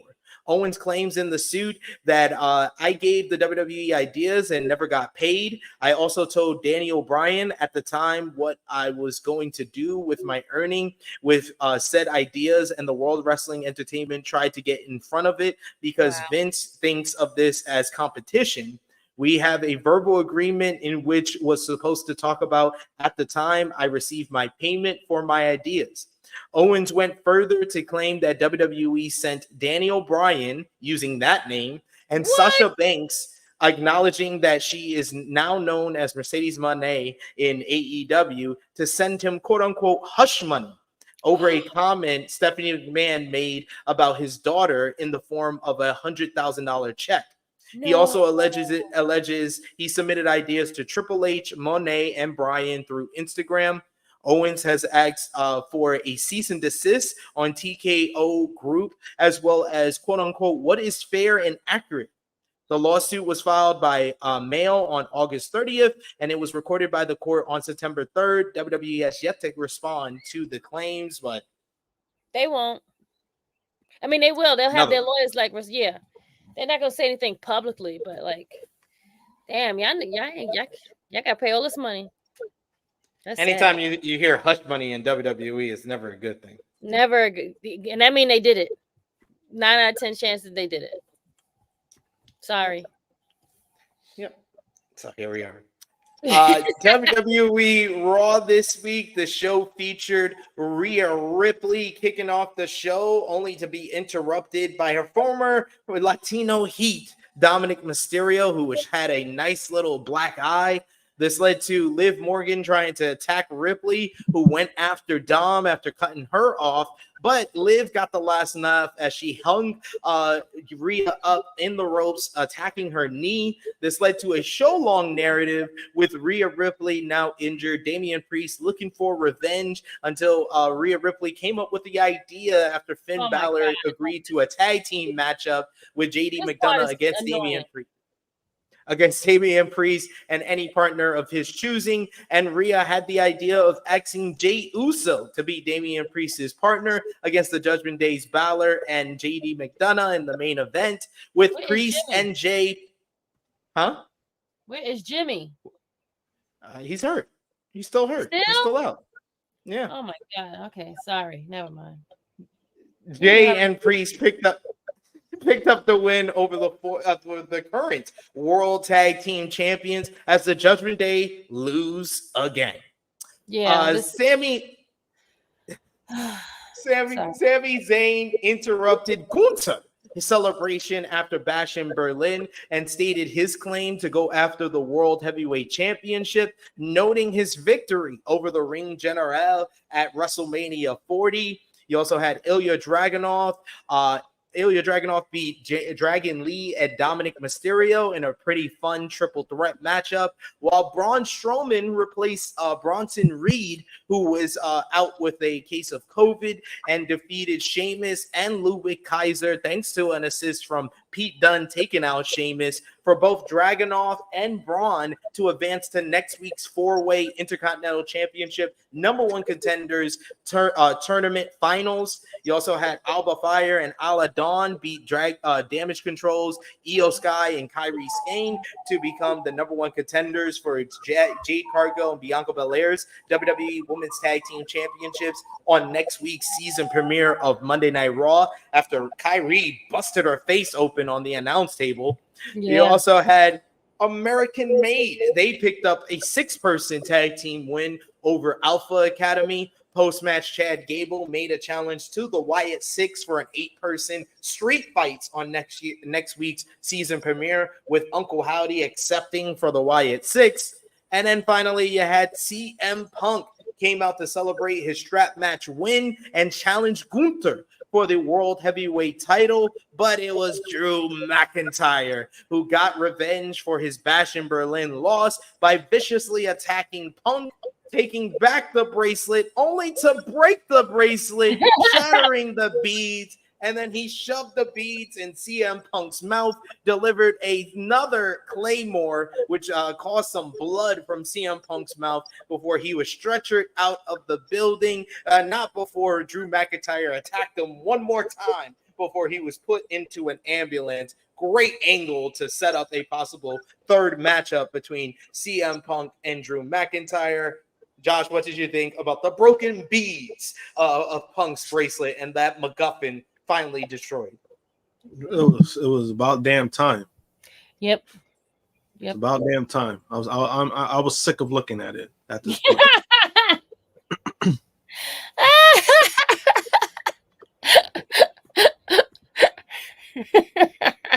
Krssi Love, you sounded very upset about the Judgment Day taking another L here on Raw.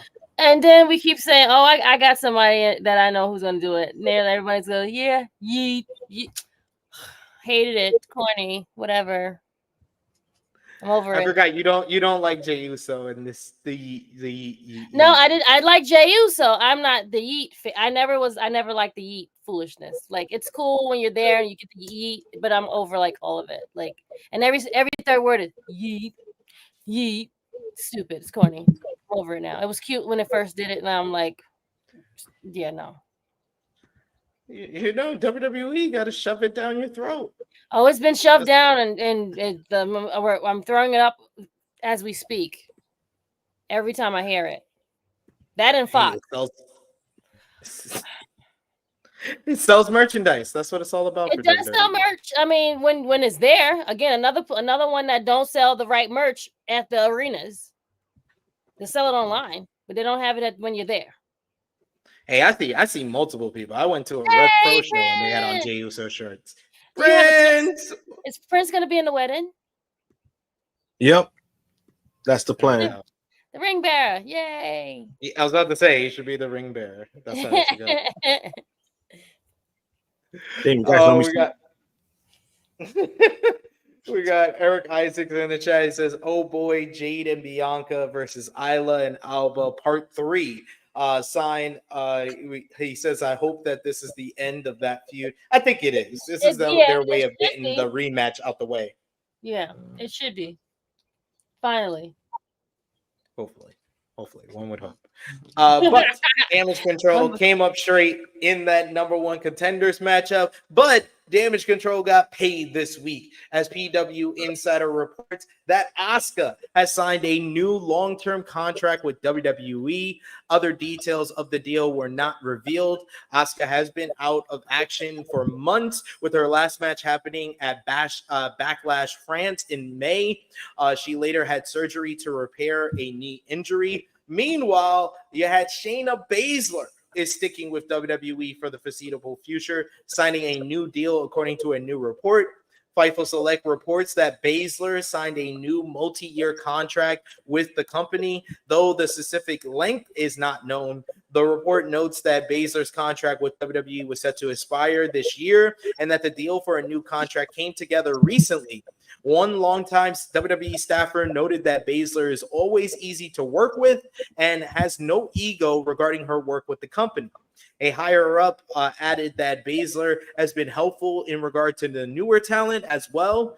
Baszler has been with WWE since 2017 and recently formed Pure Fusion Collective, the worst name ever, with Zoe Stark. And you didn't see our show yesterday, did you?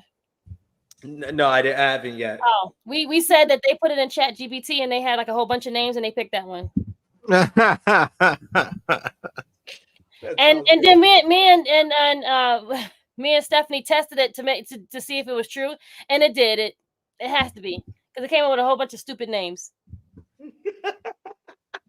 with Tony Stark and Sonya Deville competing on Monday Night Raw. And then the final new contract signed was PW Insider reporting that former multi-time WWE World Champion Sheamus has signed a multi-year deal with the company as well. This followed a recent report by Fightful Select that indicated that WWE was in the process of re-signing multiple and several stars to new contracts after negotiating for the last few months. I need my food. I need my food. Say hi to Krssi and Josh. Hi, Josh. I eat my. Okay, she's eating her food. That's what we get. And she said send super chats, y'all. Stop being cheap. Help us out. She wants more food. She's getting big. She's gonna be taller than me, guys. I'm gonna feel really short. I can see it already. Yeah. By the time.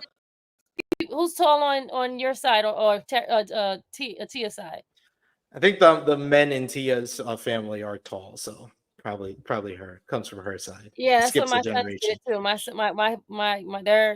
They're tall. My oldest is already taller than me, and he's like neck and neck with Larry. So he gets that from my dad, and then the little one is like creeping behind slowly. So yeah, they're gonna be taller than both of us.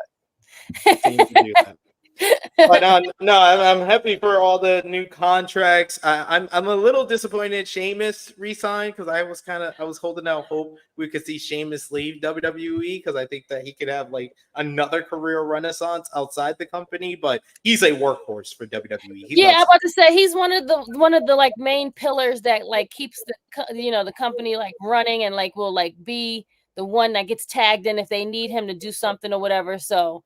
And maybe he's comfortable with the schedule and money talks. The payments is we like money and money. They have a lifestyle to obtain and they got families and those checks need to keep coming. Checks are gonna keep coming. So congrats to all three: Asuka, Shayna Baszler, and Sheamus, the latest people to sign new contracts with WWE. But WWE's got someone else who is under a Legends contract who's going to be appearing this week on Monday Night Raw. Bret the Hitman Hart is set to appear on this coming Monday's Monday Night Raw. Well, you said sorry. Because I thought you were talking about Terrence. That's why. Oh, no. Hell no. WWE announced via Jackie Redmond on social media that the WWE Hall of Famer is set to appear on next week's show in Calgary, Alberta, Canada. Triple H commented on the appearance on Twitter, writing, "When in Hart Country, at Bret Hart joins for hashtag WWE Raw's massive season premiere this Monday at 8 p.m. Eastern, 7 p.m. Central, live from Calgary on @USA Network. You definitely won't want to miss this." PW Insider then reported that the word making the rounds internally is that Bret Hart will be appearing in a segment with World Heavyweight Champion GUNTHER on Monday Night Raw, following Sami Zayn's comments on Raw this past week, where he said that Bret Hart is his hero and his favorite wrestler of all time. So going to have a confrontation. Can we see GUNTHER giving a chop to Bret Hart and possibly giving him another stroke? Josh? Absolutely not. Absolutely not. No, we want that man die on live TV. You crazy. Right. We can't have that. Like, oh my God. Okay, sue me. I wanted to see it. Most people, when they saw Bret Hart was going to appear on Raw, they all thought that Drew McIntyre was going to do something to him because everyone knows CM Punk loves Bret Hart. Oh. Yeah, but I mean, honestly, there's not really much Bret Hart could do. Like, what is he gonna do? Just say something on the mic? Like, what are he gonna do? He ain't gonna do nothing. Man got his ass beat and ate those little things from the bracelet. Like, he deserved it. He deserved it. How you go to Raw just to gloat, talk shit, and you get your ass beat anyway? He deserved it. He did. He talked all that shit. He was trying to move on from Drew when they're 1-1. he deserved to have his bracelet broken. But no, I don't want to see Bret Hart have a stroke. So I agree with you. He's probably going to do like a talking segment with Gunther talking about him winning the Intercontinental Championship, partly in that to World Heavyweight Championship, and Gunther talking down to him like, "You used to be the best there is, the best there was, but not anymore. Will be, but not anymore. I'm the best there is, and I'm the best there ever will be." I can see it. That would be cool. His talking has gotten a little bit better, Gunther. Like, he's never been a big talker, but it's getting it's getting there. Like, it's getting it's getting presentable.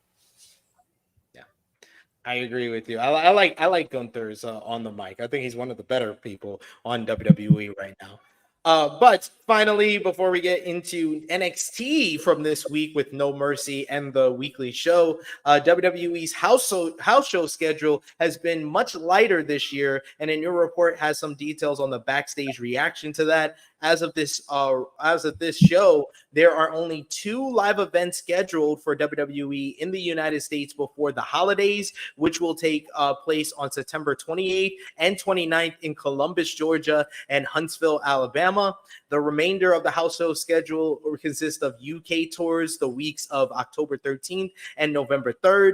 And FIFA Select reports that the expansion of international tours is expected to continue, and that while talent have not been explicitly been told that house shows are being cut back, they have noticed the change and are unanimously in support of the change. The outlet reports that the holiday tour will continue as it is a big moneymaker for the company, and WWE previously looked at scaling back house shows before the pandemic, and talent expect more international house shows compared to domestic ones. And it also should be noted, WWE has already announced during their big holiday tour schedule, they are running in Orlando, Florida on December 28th, which is the same date that AEW World's End will take place where? In Orlando, Florida. Yes. Oh, they petty. They are so petty. Is running a house show in the same city, mere blocks away from each other from AEW. Nobody better get in trouble. It's not like AEW has been having trouble selling tickets already. Now you're just making it. You're just being an asshole. Definitely. You know that's what they want to do. They want to be the only ones. They don't want nobody else to win. Maybe TNA. Maybe. Yeah. They want TNA to win by sending them their third string quarterbacks. You know what?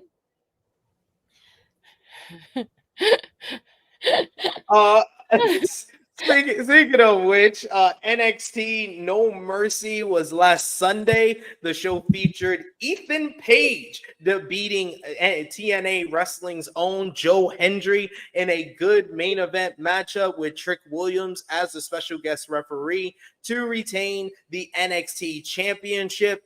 Post-match, you had Trick Williams get jumped by Raw's own Pete Dunne ahead of this week's NXT. Axiom and Nathan Frazier regained the NXT Tag Team Championships in an awesome opener against Chase U. Post-match, though, Ridge Holland turned on Chase U, laying out Andre Chase and forcing him to be stretchered out of the building.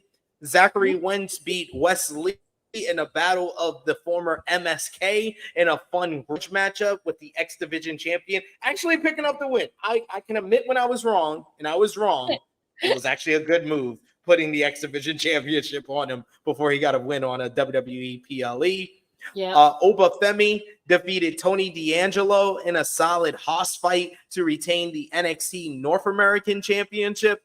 Kalani Jordan beat Wendy Chu to retain the NXT Women's North American Championship. And Roxanne Perez defeated Jada Parker in what I thought was a great match to retain the NXT Women's Championship. But post-match is what everybody was talking about, as Giulia finally made her long-awaited debut to interrupt and confront Perez to set up a potential showdown.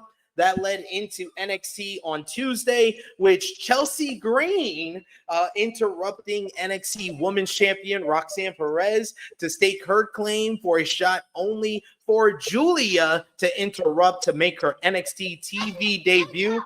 Yes, Harlan. Yes, Harlan. I'm doing the show. You guys said send super chats. Send super chats. She said, Dada, what you doing? I'm doing the show. You actually saw me earlier. Giulia had a confrontation with Chelsea Green and hit her with a knee strike before challenging Roxanne Perez for the CW premiere show on October 1st.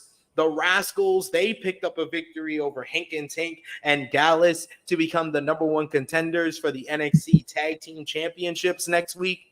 Javon Evans got a measure of revenge, getting a win over Joe Coffey with an assist from Cedric Alexander. Jada Parker picked up a victory over Jasmine Nix. Post-match, Fatal Influence jumped Parker. Another one with stupid name. Sorry. You stupid. You want to put factions together, you can't keep putting them with these dumbass names. Okay, continue. I apologize. Go ahead. Fatal Influence is just a Pokemon evolution of Toxic Attraction. It really is, though. It is. It really is.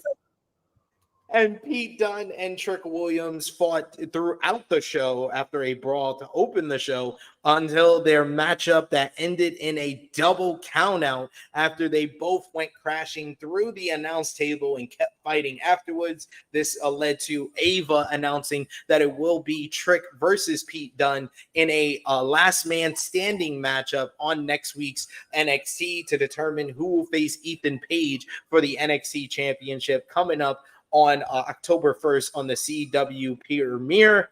What did you guys think about Giulia's debut in NXT, Josh? It was fine.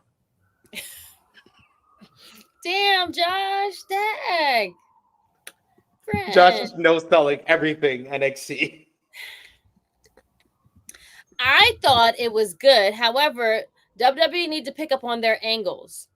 Okay, if you're gonna film someone get hit, you need to be in the right position to see a person get hit. So I seen a lot of people on Twitter. We touched about this last night, talking about like Giulia giving the stuff to Chelsea. She did nothing wrong. It's the angle of where they shot it made it look like she didn't execute it correctly. I mean, she missed that knee by like a foot. A foot, maybe like not an inch and a half, maybe like not a foot. That's like a lot. I think it's like a foot. An inch and a half, friend. Already a rough start. You know what? Okay, see. But no, I agree with you though. I agree that's on the camera people. That's on the camera people. Like, because I looked at it and I seen it and I'm like, damn. I know Chelsea was supposed to be the one that like I don't know if she's supposed to get hit entirely in the face, but more so like her leg and like the shoulder was kind of supposed to connect, but then the camera like show it go like this instead of like this. Yeah. It would. Her music fucking sucks too.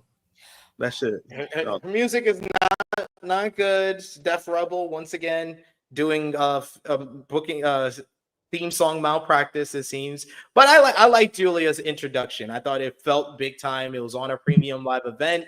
I like that they set it up with Giulia versus Roxanne Perez for the October 1st premiere on the CW network. That should probably be the main event. You kick off the show with Trick beating Ethan Page to become the NXT champion, and you end the show with Giulia beating Roxanne to win the NXT. I'm like, damn, Ethan, you not main eventing, and then you lose your belt. All right, Chief. So you think Trick Willie gonna win and be a 2-time champ?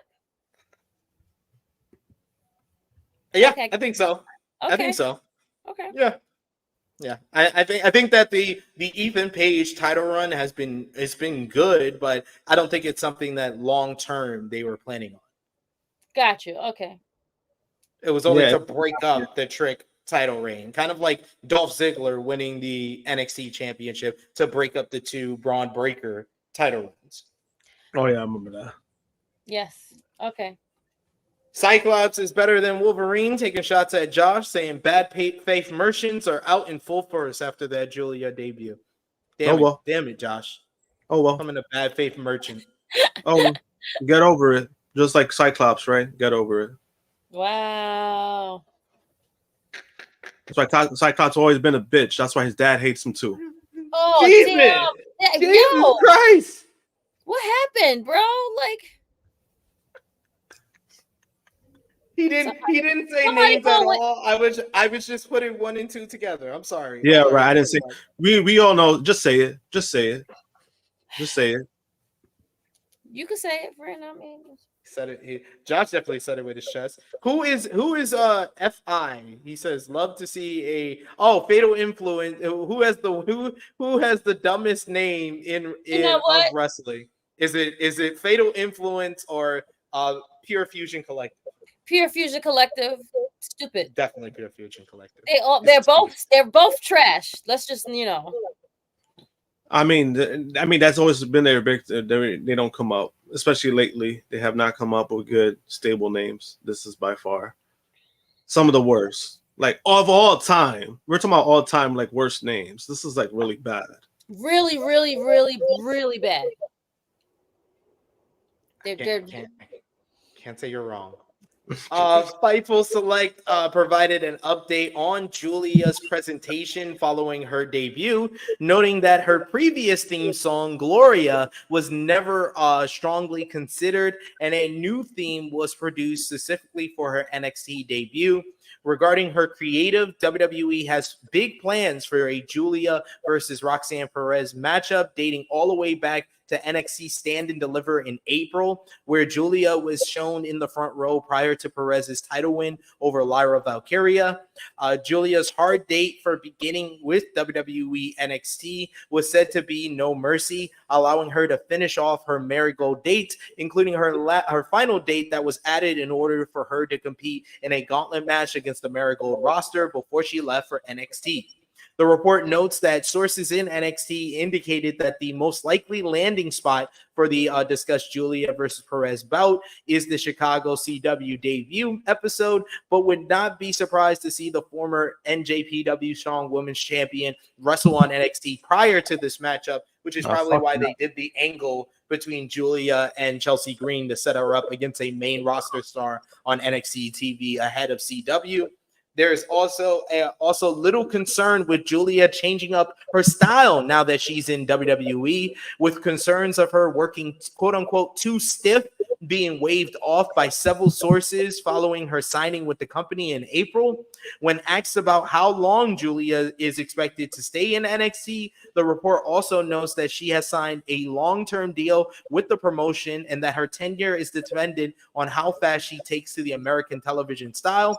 Giulia is expected to be presented as one of NXT's top stars as WWE makes the move for themselves on the CW network, and she deserves it. Giulia is one of the best in the world. I think that she should be one of the top stars for NXT, and I think it should be probably like a year or so of her on the NXT brand to really get their footing on CW, in my opinion. I agree. But yeah, they shouldn't change up her attire or whatever. You obviously booked her and liked her for a reason.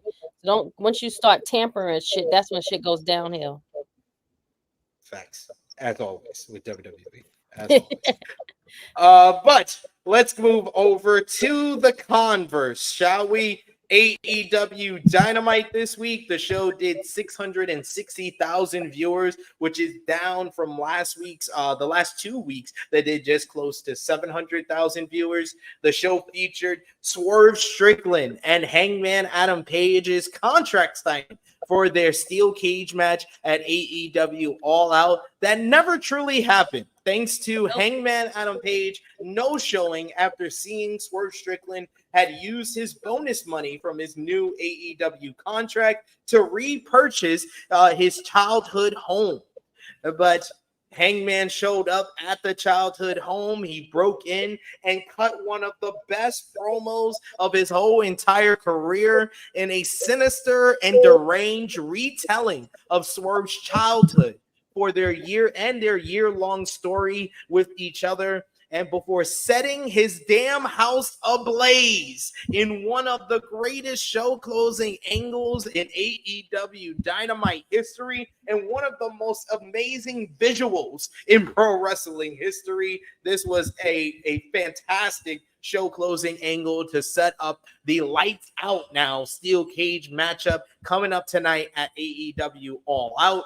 You also had the main event saw Pac, Claudio Castagnoli, and Wheeler Yuta defeated Kyle O'Reilly, Orange Cassidy, and Will Ospreay in an awesome trios main event. Post-match, the Elite jumped Bryan Danielson and the Blackpool Combat Club, who eventually fought back to set up the Young Bucks defending the AEW World Tag Team Championships against Claudio and Yuta for All Out. Meanwhile, Pac and Ospreay, they fought backstage, ending with the Bastard delivering a brainbuster on top of production crates and warned Will to what's to come at All Out.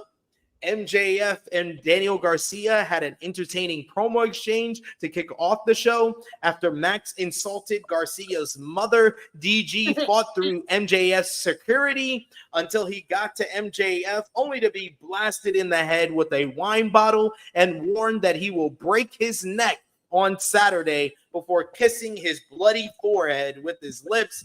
Mariah May beat Nyla Rose to retain the AEW Women's World Championship. Hikaru Shida and Christopher Daniels revealed that Camille will be banned from ringside for Shida and Monet's all-out battle for the TBS Championship. Jamie Hayter picked up a victory, another one against Robin Renegade this week, while Kazuchika Okada defeated Kyle Fletcher in a great opener to the show to retain the AEW Continental Championship. So some really good stuff on this episode. I thought this was a great go-home show ahead of All Out tonight. Krssi Love, any thoughts on Dynamite and especially that show closing angle with Hangman Adam Page and Swerve Strickland?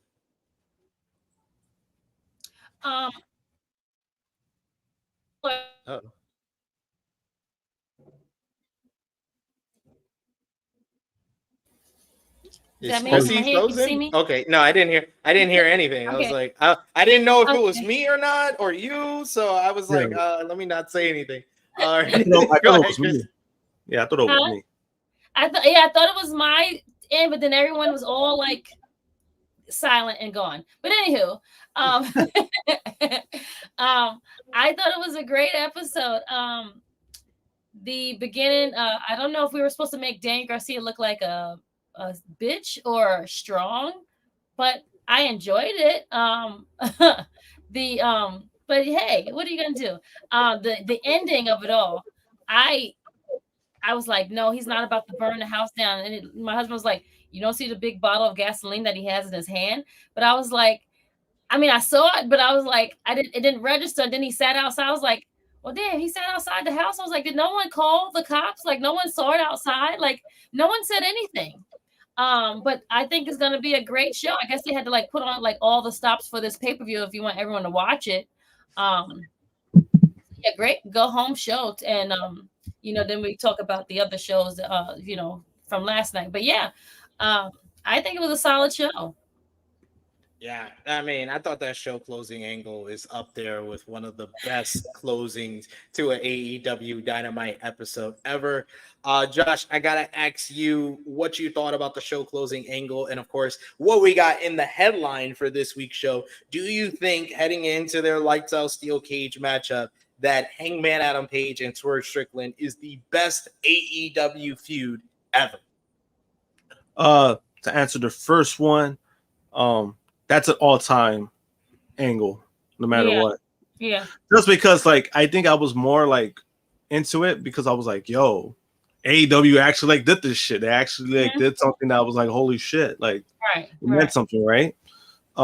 Especially the house. I mean, the whole thing about the house was just hilarious, and then everything after, like the pictures. They took some really good pictures. Like, I'll give them that too. They took some nice still photos. And they released it really fast. We're talking about like 20 minutes after the show fast. Like, so they were on it. They did. I thought they did well with that. If they do more shit like that, I think, I think stuff like that matters. Like, things like that, especially when you release it like that quick and you have people talking. So, I mean, again, that was an all-time angle that they did. As far as the second question, I think it does. I think this is probably their best feud in the company's history, just because of how it started and then how it's going now. I mean, incredible stuff. And every time Swerve and Hangman get on TV to get on the camera together, is always great. So I mean, it's really hard to discredit that, right? Because we had, like when we talk about MJF and CM Punk, that was an all-time great feud too in AEW. But I think this is more like more violent, more like it's more personal than what that was. So I think this is probably the best feud they've had in company history.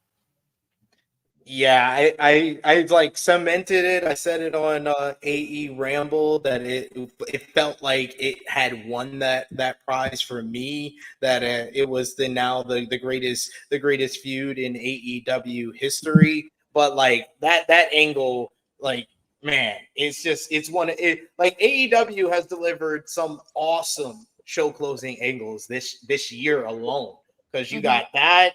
You got the Mariah May turning on Timeless Tony Storm, which is up there for me as all-time Dynamite endings. You have the Elite attacking Tony Khan. The whole angle with the Elite attacking Kenny Omega. The Young Bucks attacking Sting and his sons. Sting coming down from the rafters. And that's all within 6 months. Sting coming down from the rafters, Swerve Strickland stomping on the whole security team and landed on his feet like a superhero before him and Joe at Dynasty.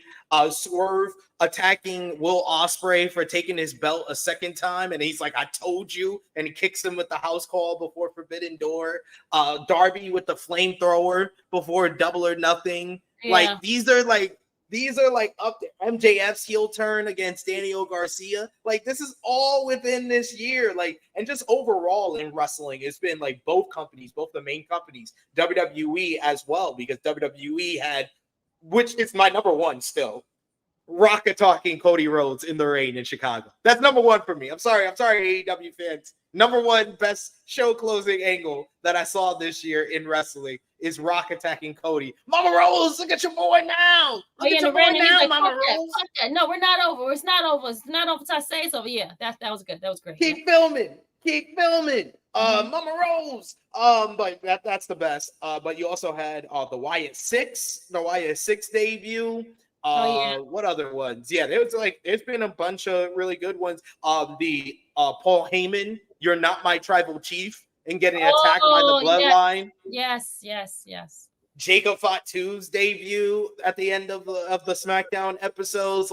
These are all time greats, but just all of this has happened within these two companies in this year alone. This is the year of great show closing angles, and especially for AEW, which AEW for a while had been relying on the big schmaz brawl at the end before a pay-per-view. But look at the ones that I just named. These are all different variations and different stuff that they're showing that creativity with strong closing angles. But Hangman burning the house, that might be top 3, top 5 all-time Dynamite endings. Yeah. And then their build-ups to the pay-per-view have been great too. Ever since I'll probably say Forbidden Door. They've been, this was one of the big criticisms on them, where it became every time a pay-per-view was coming up, the shows were just there, and then all of a sudden we end up having a great pay-per-view. But a lot of people were complaining about the build-ups, and then Kay would mention it, he kind of would brush it off, and people were just kind of taken back by it. But this year they've actually really put a lot of emphasis on the build-ups to the pay-per-views, to lead up to the pay-per-views. And even to All Out, I mean, what they did last week, you have 2 weeks to build this shit up. And I felt like they've done an amazing job when it comes to that. Because I think last week alone just sold me. The way they just went how everything just went everything clicked together, it sold me. And then this week was just more a bonus for me. So even that closing angle, once I saw the video of the house, I was oh no. I was don't tell me Hangman's going to do something to that house. And when they actually did it, it was worth it. They actually did it. Yeah.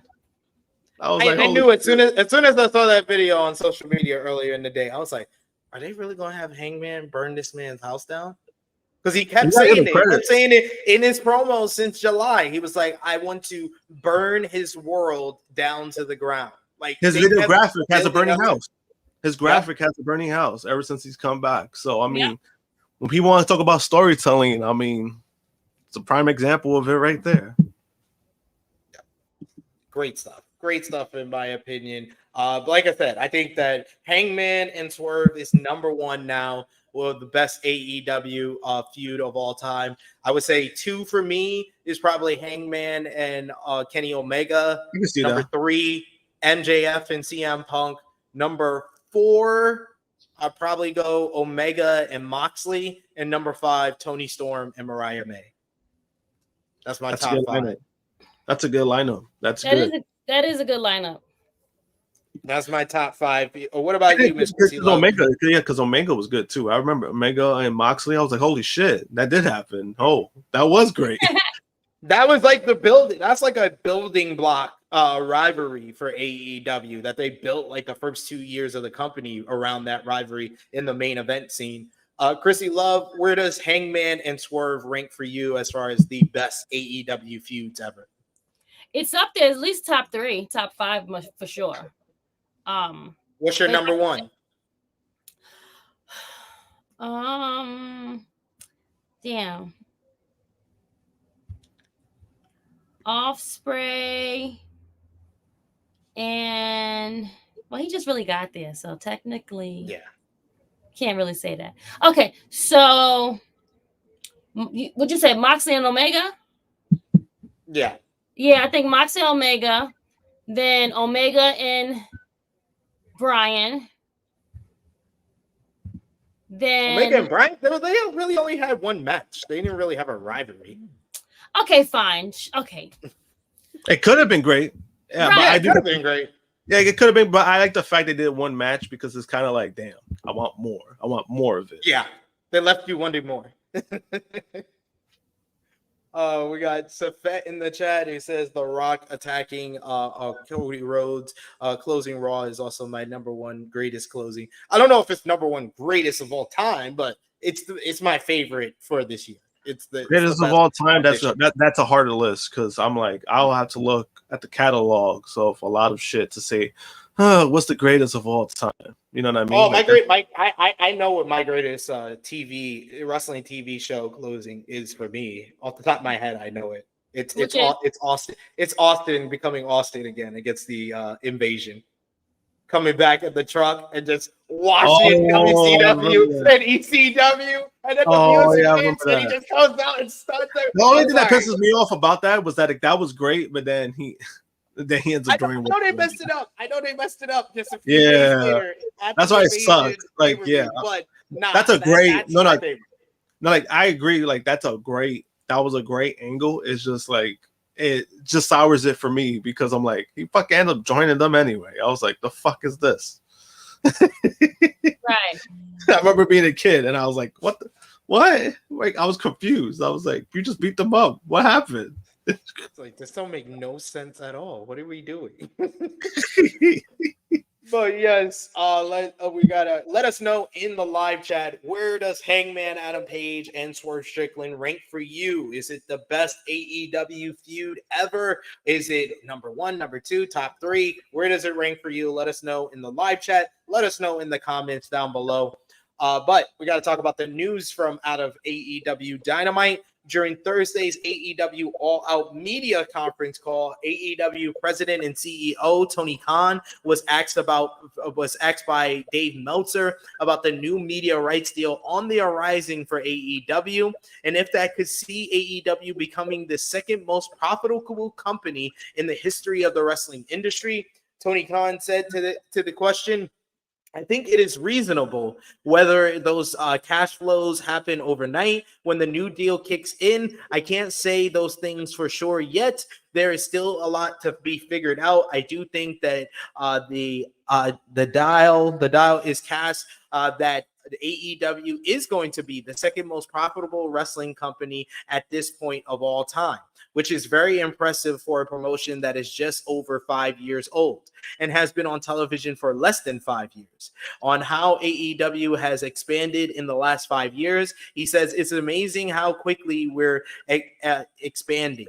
The expansion of the television product going from 2 hours a week to 5 hours a week, being very excited about what the future holds in our media deal. It's a really great time for the company. As getting into the semantics and mechanics of the accounting and how we're counting all the dollars, I'm not sure exactly how much money WCW made in 1998, nor am I honestly sure how much Jim Crockett was making in 1986. But over the duration of this deal, I expect over this multi-year period that we're about to enter into, that we will be the second most profitable wrestling company in the history of the wrestling business. On his excitement of the next multi-year period for AEW, he says it's a really exciting thing, and that it's only the beginning. It's the beginning of a really long journey. It's been a long journey, but it's still early in the long journey. We're really building for the future. It was reported last month that AEW was in talks with broadcast partner Warner Brothers Discovery for a media broadcast rights renewal, and WBD's exclusive negotiating window ended earlier in July. Tony Khan said at the AEW Collision and Rampage taping that it's safe to say that AEW will stay on TBS and TNT.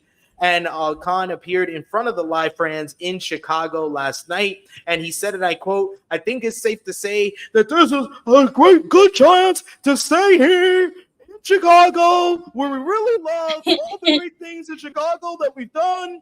I really feel pretty good to say AEW on TBS and TNT. I think it's here to stay." Khan did not specify further on the matter. AEW has been in talks on the TV deal, and Khan has alluded to positive development without revealing when a deal may be announced. Earlier in the day, Khan sent out a tweet indicating that AEW is quote-unquote on the 1 yard line of the most important time in the company's history. So it's time for 0 to 100 time. What percentage will you put, Krssi Love, on Tony Khan and AEW announcing their media rights deal tonight at All Out? 65%. It's so uncertain. We're not. I don't think anybody's going to be in the high 90s. I'm throwing a number. I don't know. No. I was like that's high. That's high because I don't think anybody should be in like the 90% because we've been talking about the damn deal for months. Right. Josh, what about you? What percentage you put on it?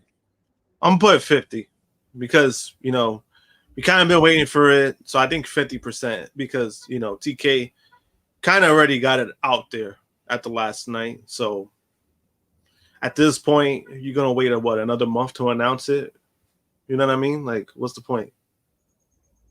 Yeah, I would say I would put it at 45%. 45, okay. 45, 50, and 65, okay. Yeah, 45% for me. I'll be the low man here.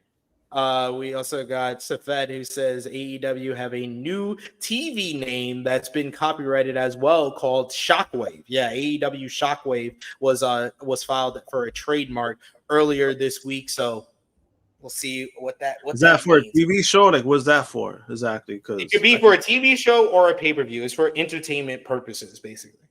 I think it sounds like a pay-per-view because they are trying to expand the pay-per-view. They don't need another TV. They don't need another TV show right now. No, they really don't. They got 3. That's good enough. I can see them using like the Shockwave name maybe to replace Grand Slam, since Grand Slam is going to be a pay-per-view next year. Maybe you make that into like a TV special. AEW Dynamite Shockwave.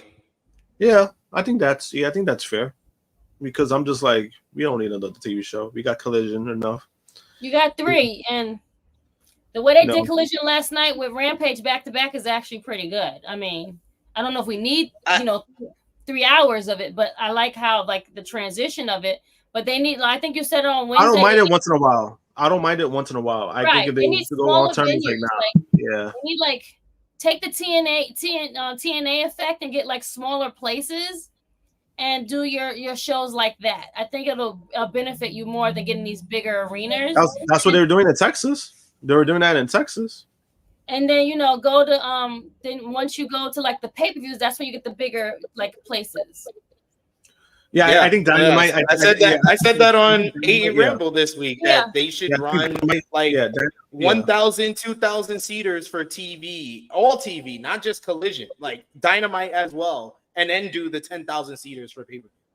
Yeah, I would say depending on what Dynamite, because Dynamite does draw more with Collision. Usually Dynamite does like 3,000, 4,000, and sometimes they've done like 6 lately. They've done like 6,000, so they're getting good. When it comes to that, like they're getting more than Collision, because Collision, that's usually the hardest sell. Usually they get like 2,000 or less sometimes. So I think Collision should be the focus point when it comes to stuff like that.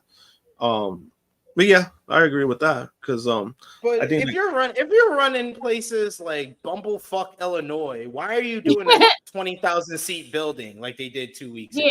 That doesn't make any sense. That's why I said they should do like the max is 5,000, because you can count it on one hand. You said 6,000, you can count that on one hand. The Dynamites that have done 6,000 people, you can count it on one hand this year. Yeah, and I think just smaller venues itself is actually harder to get than bigger venues, because I've witnessed that myself too. I'm just like, what the fuck, guys? It's really hard. Like that's why like a lot of like even an independent shows, like they usually do like the same buildings like in New York, because they're harder to find. Like smaller venues or like a good like size event, it's fucking hard. And if you don't have like that good connection, then it's like it's harder to move around when it comes to shit like that. That's fair. The wrestling news, this is a long one, folks, so strap in. Another lawsuit to talk about. The wrestling news reports that Kevin Kelly and the boys, aka the Tate twins, have filed a lawsuit against All Elite Wrestling. The suit was filed on August 30th in the Philadelphia County, Pennsylvania Court of Common Pleas by attorneys Stephen P. New, who is the attorney of Jim Cornette, and Benjamin Bear. Kelly and the Tates are hoping to void the arbitration clause of their talent contracts with AEW and want the court to certify a class action suit against AEW. They claim the company is misidentifying as talent as independent contractors instead of employees. Back in February, AEW released the Tate twins from their contracts after CEO Tony Khan claimed they no-showed multiple bookings. The boys denied this, but Khan said he stands by what he said, and the two are also suing Khan for defamation in response. Meanwhile, Kelly was fired back in March. This stems from an incident with Ian Riccaboni and comments Kelly made on social media and said that Riccaboni was libelous after Ian Riccaboni accused him of spreading Keon beliefs. Kelly is looking for monetary damages, and he said that AEW breached his contract and have prevented him from finding more work. He is also wanting damages from Riccaboni for defamation as well. New said in a statement, "I applaud the bravery of these plaintiffs in bringing this long overdue action. Challenging the misclassification of pro wrestlers as independent contractors instead of employees. We know we are in it for a long, hard fight, but in the end, I believe justice always prevails." He added on Twitter, "How fitting and appropriate that on Labor Day weekend, a lawsuit is filed seeking to correct, among other things, the abhorrent practice of misclassification of pro wrestlers as independent contractors and not employees. All AEW wrestlers are now members of this putative class." A new report has some additional detail on the lawsuit filed by Kevin Kelly and the Tate twins, aka the boys, against AEW and Tony Khan. PW Insider obtained the lawsuit, which is 41 pages and long, and alleges that both the Tates and Kelly were defamed by AEW and Tony Khan. The Tates allege that in addition to their defamation claims, they are owed money, including royalties and travel reimbursements.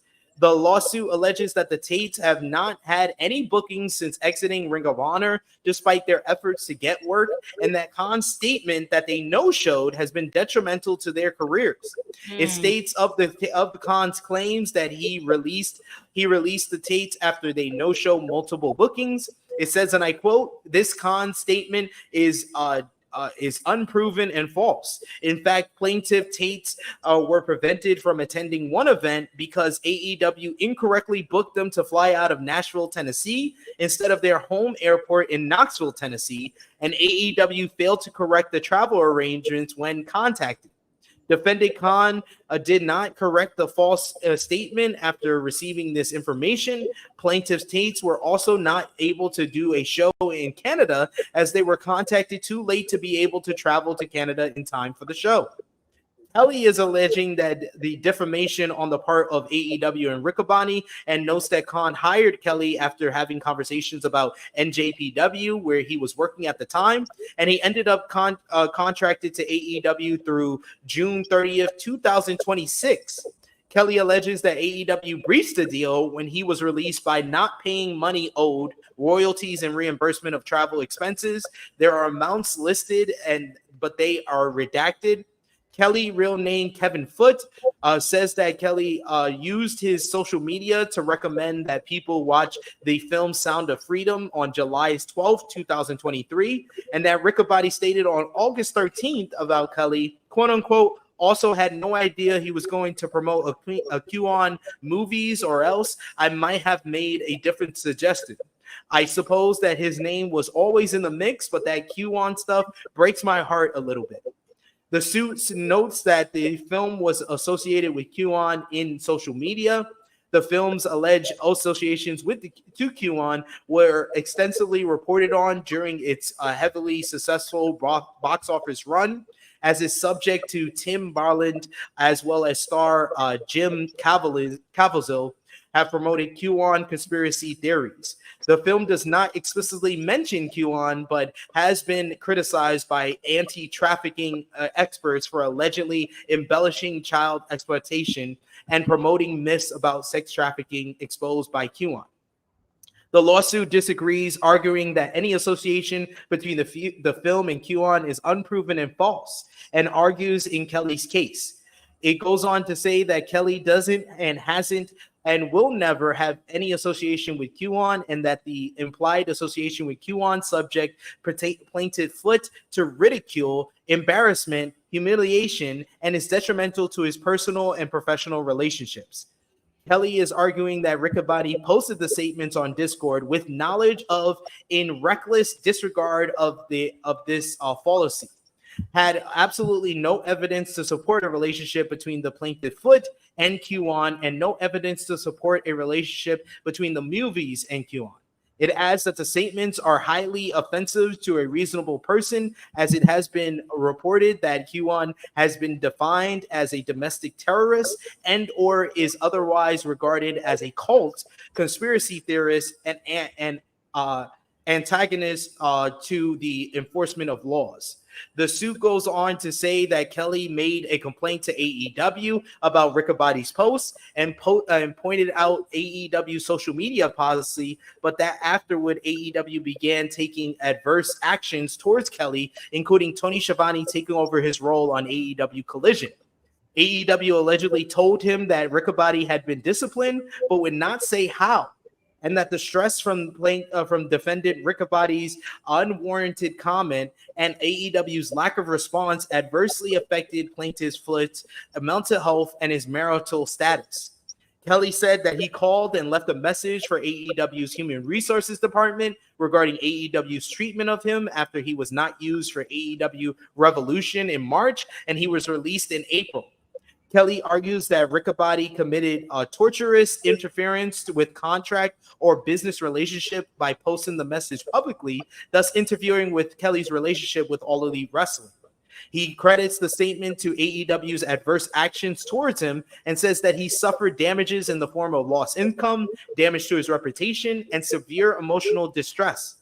He also claims he had a potential opportunity to do English commentary on the May 6th New Japan Pro Wrestling All Together show, but believes, based upon information and belief, that AEW prevented him from being hired. The lawsuit is asking for a jury trial, so it's this could be a long process and cost a lot of money. There is a case management hearing set for November 15th. And AEW has issued a statement in regard to the lawsuit to Sports Illustrated, which reads, AEW does not comment on pending litigation. This drew comments from Jim Ross on his latest podcast, where he called the suit frivolous and predicted Kelly and the Tates wouldn't likely get any kind of settlement. In a post on Twitter, Kelly commented on the lawsuit and responded to the comments from JR. He said, and I quote, "Lots of comments on our lawsuit, and we will see what happens. I had hoped to settle this fairly and quietly with AEW, but they left us no choice. And to my friend JR, this is not frivolous in the least. We look forward to what comes next. Thank you all very much." So, wow. I mean, that was a lot. That was a lot to take in, SP. I mean, I don't know if they'll win. I mean, I wish them the best of luck. I don't know. I will. My opinion of this, because it's not. I read it out for the first time, but I did read this beforehand. This is so baseless that it's mind-boggling. It's mind-boggling. You cannot prove that Ian Riccaboni knew anything about it not being associated with QAnon, or that Kevin Kelly wasn't associated, because Kevin Kelly is a public figure. There is a large likelihood they are not able to prove any type of defamation. And I agree with what JR said. Tony Khan has a lot more money than Kevin Kelly and the Tate twins. The Tate twins and Kevin Kelly will go broke with this whole trial and taking this whole lawsuit against them before Tony Khan will. Unfortunately.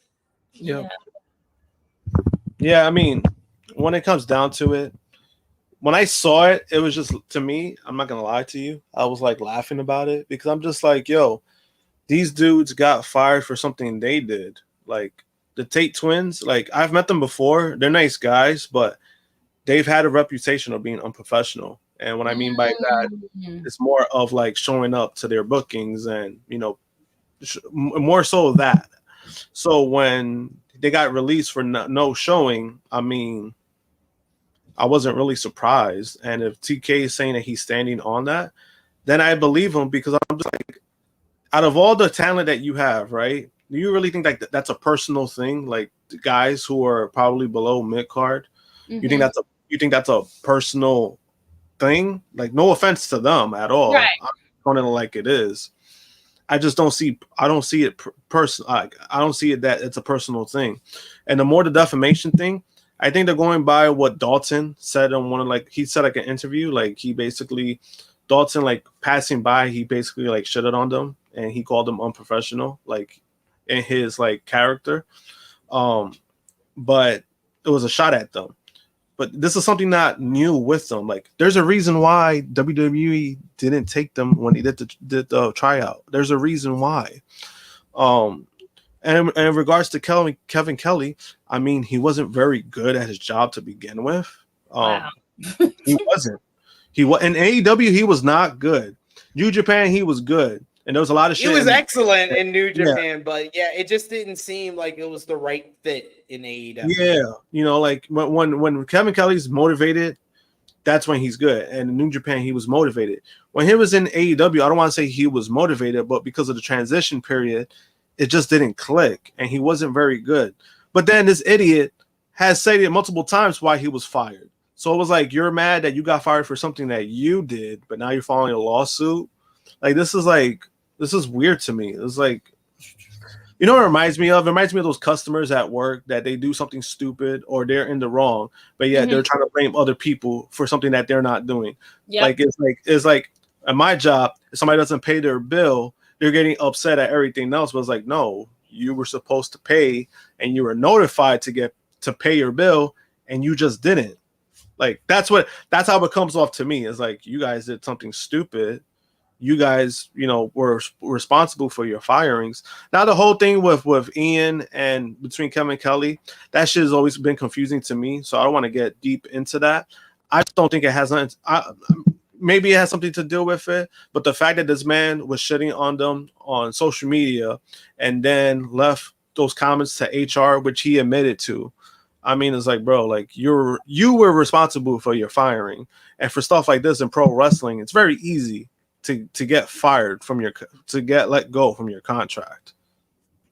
And I don't think Kevin Kelly has gone about this in the best way. And I like Kevin Kelly. Like I said, I think he's one of the best commentators in the game. Like just a couple of years ago when he was really like the lead person for New Japan Pro Wrestling's English commentary, and he was like the soundtrack of some of the greatest years of the G1 Climax tournament as well. So I wanted him to be successful in AEW, and whatever's happened with him and Ian Riccoboni, he hasn't gone about it in the right way. He went to social media and he was discussing it. He had the omitted kind of call to HR, which was not done in the best way possible. And the company, if you complain about something and like you report something at any job, the company can take consequences and make adjustments in any way they can. They don't have to actually specify how they're doing that, though. Like the fact that he was so demanding of what's being done. What's being done? I want to know what's being done. That gets you out of the door faster.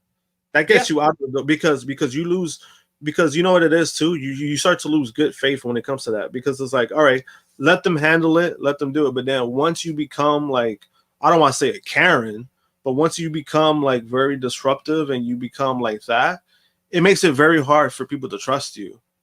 And that's why I agree with you when it comes to that. Like, he didn't do himself any favors by doing that. It's like, yeah, I get the process is frustrating and you don't know what's going on. At the same time, I mean, by looking like the bad guy, you're not doing yourself any favors. It is very true. I mean, all of the and then doing the lawsuit with the Tate twins, which I mean, I like the Tate twins too, and I thought that them and Dalton Castle made for a really good and fun act. But like their whole no-showing and their excuses for no-showing, you admitted that the airport that they booked you out of was 3 hours away. Do you know how many wrestlers have had to drive 3 hours away, 9 hours away, 10 hours away for a show? It's entitlement. They still booked you. They still booked your ticket. It does not matter if it's at the airport that you're closer to or not. You make the trip. You are not that high up on the card to be like, no, we need the airport or the airplane ride to be closer to us. No, you're not at that level. You just go. No, it's true. And then there's even AEW talent that live in New York that they get booked sometimes for New Jersey to fly out, and they still do it. Yeah. I know AEW talent that get booked out of like Connecticut sometimes to fly out. Like that's 3 hours away. And you could take the Metro North to that. You could take the Metro North to Connecticut. You could take it far up into Connecticut.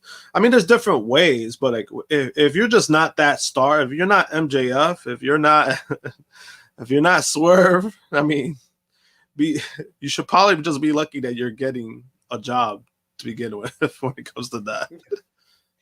Yeah, and I'm sure Kelly had a multi-year deal because, like you said, he was supposed to be contracted until 2026. But I doubt the Tate twins had a multi-year deal. I think they probably had a per appearance deal, and them no showing an appearance, that's liable for them to get fired. Like, hey, I don't think that Kevin Kelly has gone about this in the smartest way possible. And I think that doing this lawsuit with the Tate twins is lowering his chances of getting anything out of this lawsuit as well. And I think, honestly, I think it probably was going to ruin his reputation even more. Because I see, honestly, I don't even think there's defamation.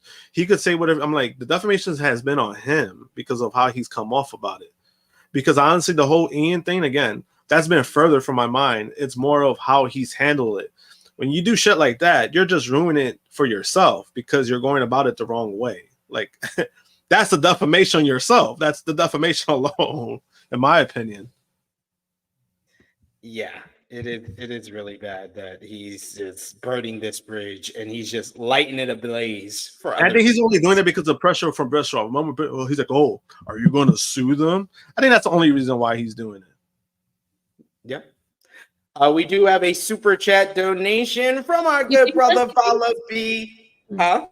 I said, you think that's the case that he's only doing it because of Bischoff? Because that's other than that, I think part of it. I think Bischoff gave him like the push in the back, the battery in the back. Yep. Yeah, he gave him. Yep. Yeah, because Bischoff was the one that brought it up. Like he was the one that kind of not only he brought it up, but he kept like, hey, are you gonna do it? Hey, I think you should do this. He was the one that was basically that kind of like influencing it, and I do feel like that's a big part of it. We got Bala B with a super chat donation. Thank you so much, Bala B, one of our all-time favorites in the chat, longtime supporter. He says, touching grass today, but I want to send a super chat. We appreciate that. He says, I'm Blaze, but I got an idea. I'm going to do a pronunciation reveal for my name on Tru Heel Heat 300. I look forward to it. I want to see you break it down and teach us how to finally say it. I thought I got closer after butchering your name in the early going, but you said I'm still not pronouncing it right, so we appreciate that. We still saying it wrong? I'm still saying it wrong, apparently. So. Oh, okay. You gotta practice the syllables and let us like break it down for us so we could like understand how to say your name. How it sounds instead of like how it's spelled, because that's how you're supposed to do it. Break it down in that way. But Valabi, thank you so much for the super chat donation. Frantic Girl says, "Oh, F Eric Bischoff and his hairline." Oh, he's gonna send us a video. So yes, you send the video to the DMs, either Tru Heel Heat or myself, and I will try my best to upload it beforehand and make that a part of the show. But finally, before we get into last night's shows from AEW, Ricky Starks was in the news this week. He has been MIA from AEW programming since earlier this year after losing the AEW World Tag Team titles. It was later reported that Starks turned down an angle where his former tag team partner, Big Bill, would have turned on him, prompting a babyface turn for Starks. When a fan commented on Starks turning down creative pitch during a debate on social media, Ricky himself interjected, claiming such rumors are false. The ex-user commented on Starks initially wrote, literally anyone who is going to be pushed as a top champion needs to prove that they can handle the smaller things first. The fact that his attitude when given the smaller opportunities was to pout and disagree with creative is the main reason why he didn't get bigger shots.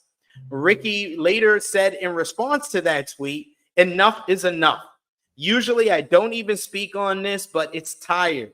I never turn down anything, ever. Just stop." While there have been rumors and much discussion about Stark's AEW status, AEW president and CEO Tony Khan said last month during a media call before All In that Starks is still under contract with the promotion. Go to you first, Miss Krssi Love. What do you think about Ricky Starks responding and revealing that he never turned down any creative, which begs the question, why is he still off TV then? Maybe they really have nothing for him then? Like, I don't know. But they just need to release him. It's time. You've done what you can, and it's time to go. Go with your besties, and your bestie will make sure you get a great deal. I'll be honest. I don't like the upside of Ricky Starks on WWE. I mean, yes, he's going to get lost in the sauce. I agree with that part as well. However, at least you'll have a good check. I mean, I don't know. I mean, we shall see. Josh, what do you think about Ricky's response? I mean, he does have a good check now. You're right, Josh. You are right. But yeah, I don't know why they won't put him on TV or whatever. I mean, we don't know. Take the learning tree off. The learning tree is dead now. The branches are falling. We've had it's had its good run. I mean, I don't know, man. It's like you know, we hear one thing, and then we hear another thing, and then, you know, Ricky himself is saying one thing, like, you know, he's denying it. But I mean, hey, Penta weeks ago said his president is AEW, and we know he was capping. So Ricky Starks could be lying. I'm just saying, right? Wrestlers lie all the time. I don't think Ricky is the type of person that would lie about it, right? If you're talking about on a personal level, we just don't know. I don't know what's going on, and we just haven't gotten like real information of what's going on. You know, Ricky himself hasn't really. He hasn't even said anything about like wanting to leave or being disgruntled. Like he hasn't done shit like that. So it's kind of like everybody else kind of just making up their own reports. Yeah, you know, they hear one thing, making their own assumptions. Yeah, like, you know, they hear one thing. Oh, WWE, yeah, he's going to WWE, and it's just like, guys, relax. Like, let the man, like, he just trying to be chilling. He's taking, you know, he's doing modeling, whatever he's doing. Like, just leave him alone at this point. But he does have a booking for Queen's Wrestling Universe. He's doing a store appearance and this month. Nice. So he's definitely not WWE bound, if people want to assume anything. He's definitely not in WWE. He's definitely still contracted with AEW because he's still taking outside bookings. So as long as he's still taking bookings, that's kind of a big, like, that's a big indicator. Like, yeah, he's not WWE bound yet. We did see AEW Collision last night, as well as Rampage. The Collision featured the Blackpool Combat Club and PAC defeating the Elite in a super fun all-star 8-man tag team main event, with Wheeler Yuta pinning one half of the AEW World Tag Team Champions Nicholas Jackson in the finish. Definitely a match most of you should go out of your way to see if you didn't watch the show last night. Hikaru Shida beat Deonna Purrazzo in a pretty good matchup. Post-match, Mercedes Moné distracted Shida for Camille to attack her from behind, but Shida got the upper hand after Moné used her kendo stick and accidentally hit Camille and delivered the katana to the TBS champion to stand tall. Chris Jericho and the Learning Tree jumped Tomohiro Ishii in a backstage attack to write him off of AEW TV before he heads to New Japan. Later in the show, Jericho stole Orange Cassidy's backpack to ransom for his $7,000 back for his ruined white jacket from 2020.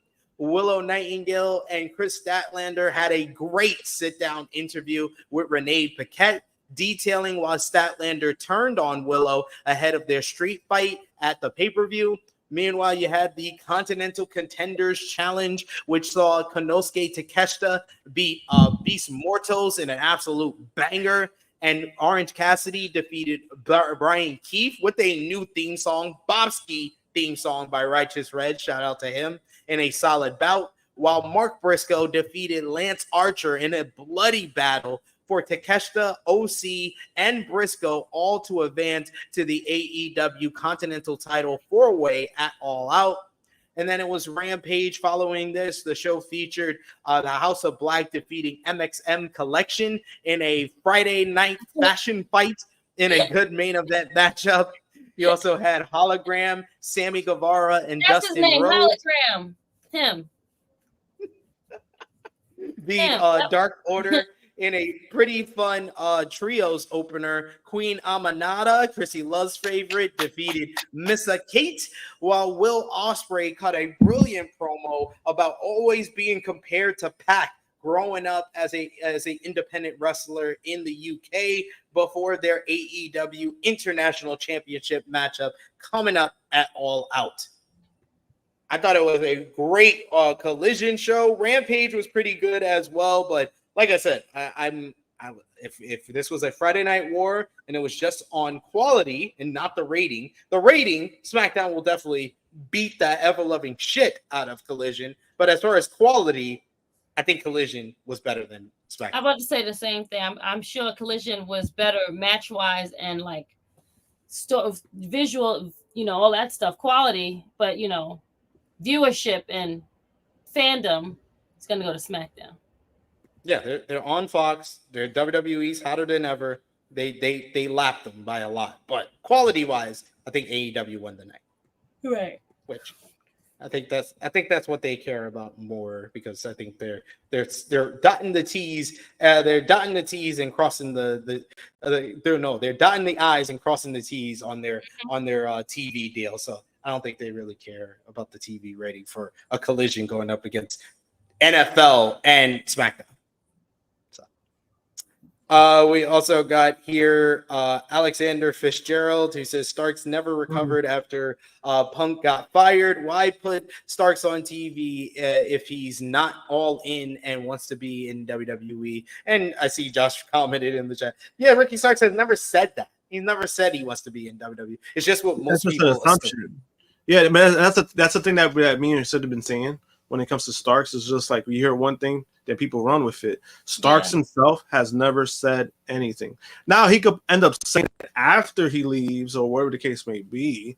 But if a man is not saying that right now, I don't know what he's thinking. So I'm not going to assume this is what he feels or what he's saying, because we don't know. So I'm not going to say, oh, he wants to go here or there. I don't know. We don't know what he wants. WrestleNomics has an update on the live attendance at this year's AEW All In London 2024, which was held at Wembley Stadium. This year's edition of the event reportedly had a turnstile count of 46,476 people inside of Wembley Stadium. A representative of the Brent Council, the local government where Wembley is located, is said to have confirmed the turnstile figure. This figure represents the number of tickets recorded for actual admission into the event. AEW All In London took place on August 25th and was broadcast on pay-per-view. 2 days following the event, Tony Khan announced that the event sold over 50,000 tickets for AEW's biggest event of the year. Khan also stated that the event drew among two of the top buy rates for AEW pay-per-view shows of the year, alongside AEW Revolution with Sting's final match. Also, WrestleTix estimated 53,393 tickets were distributed for the event. That includes tickets sold and tickets given away for free.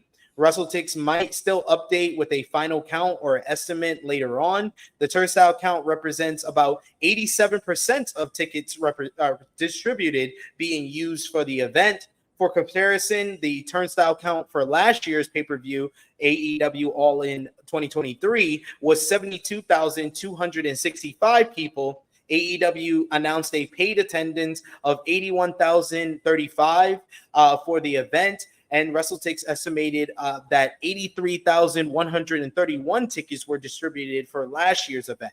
AEW announced that the promotion will return to Wembley Stadium in London in 2 years for All In 2026. And the turnstile count probably is the reason why AEW didn't announce the attendance at the show, because they got burned by the turnstile count last year. So they weren't going to announce it on the show this year. Damn. Yeah, because that shit is like a little confusing too, because it's like, because I noticed that too. Like WrestleTix, they're very accurate, so that's why I usually go by that. Like their format, their formula, they're very unbiased too, right? They're very unbiased. Like even when WWE has sellouts, they'll confirm, yeah, it was a sellout. Or if they don't have a sellout, that's how I know. That's why when I be on here, I'm like, yeah, they capping. That shit wasn't a sellout. Like, so they're very accurate when it comes to stuff like that. I know like the stuff with like Wembley and how they do like their I guess like their check-in, whatever the case may be, it's a little like, I still don't understand it. So I'm not going to say like, yeah, like this is, what it is. Because like last year, right, we had the turnstile and it became like this big debate, like, oh, they're relying too. Yeah. But then it's like one place has 83,000, who's like, what's accurate or what's not accurate, you know what I mean?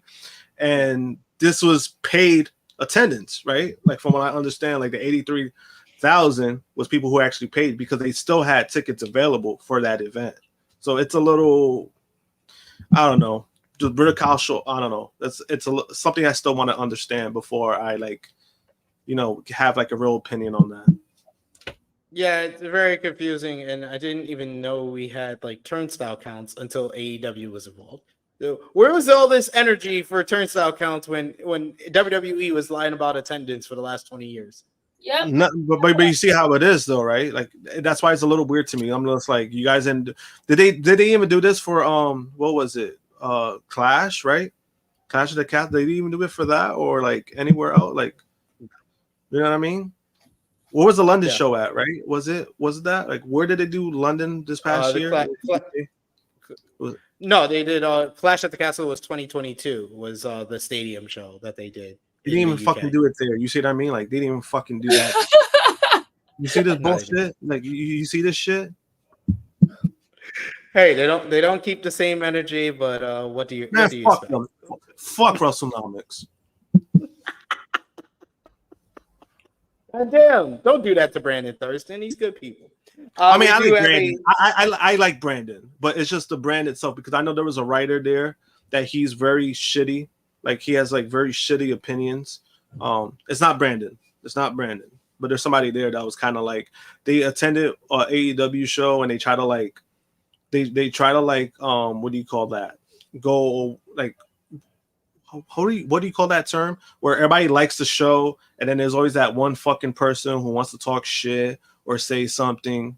But then when everybody else was like, yeah, like because like there was people they saw the article and the person completely just buried like, oh, it felt soulless. Like AEW is in like, but then there was people who attended the show. They're like, bro, what are you talking about? Like everyone was having a great time and it was loud. And then he tried to discredit like the attendance, and it was the opposite of what he said. So it's kind of like there's people who legit do that. Like that's weird to me. You attend a show and then you go out of your way to try to like, I don't know, discredit it. Yeah, it was a little weird to me. I was very turned off by it. Very much so. We're going to be dealing with that. That's the tribalism. There's tribalism even in the media that we're consuming. So it's going to happen. And to me, that's worse. That's worse. If you're in the media, that's even worse if you do that shit. We do have a super chat donation once again, this time from Chuck Berries. Thank you so much, good brother, for the support.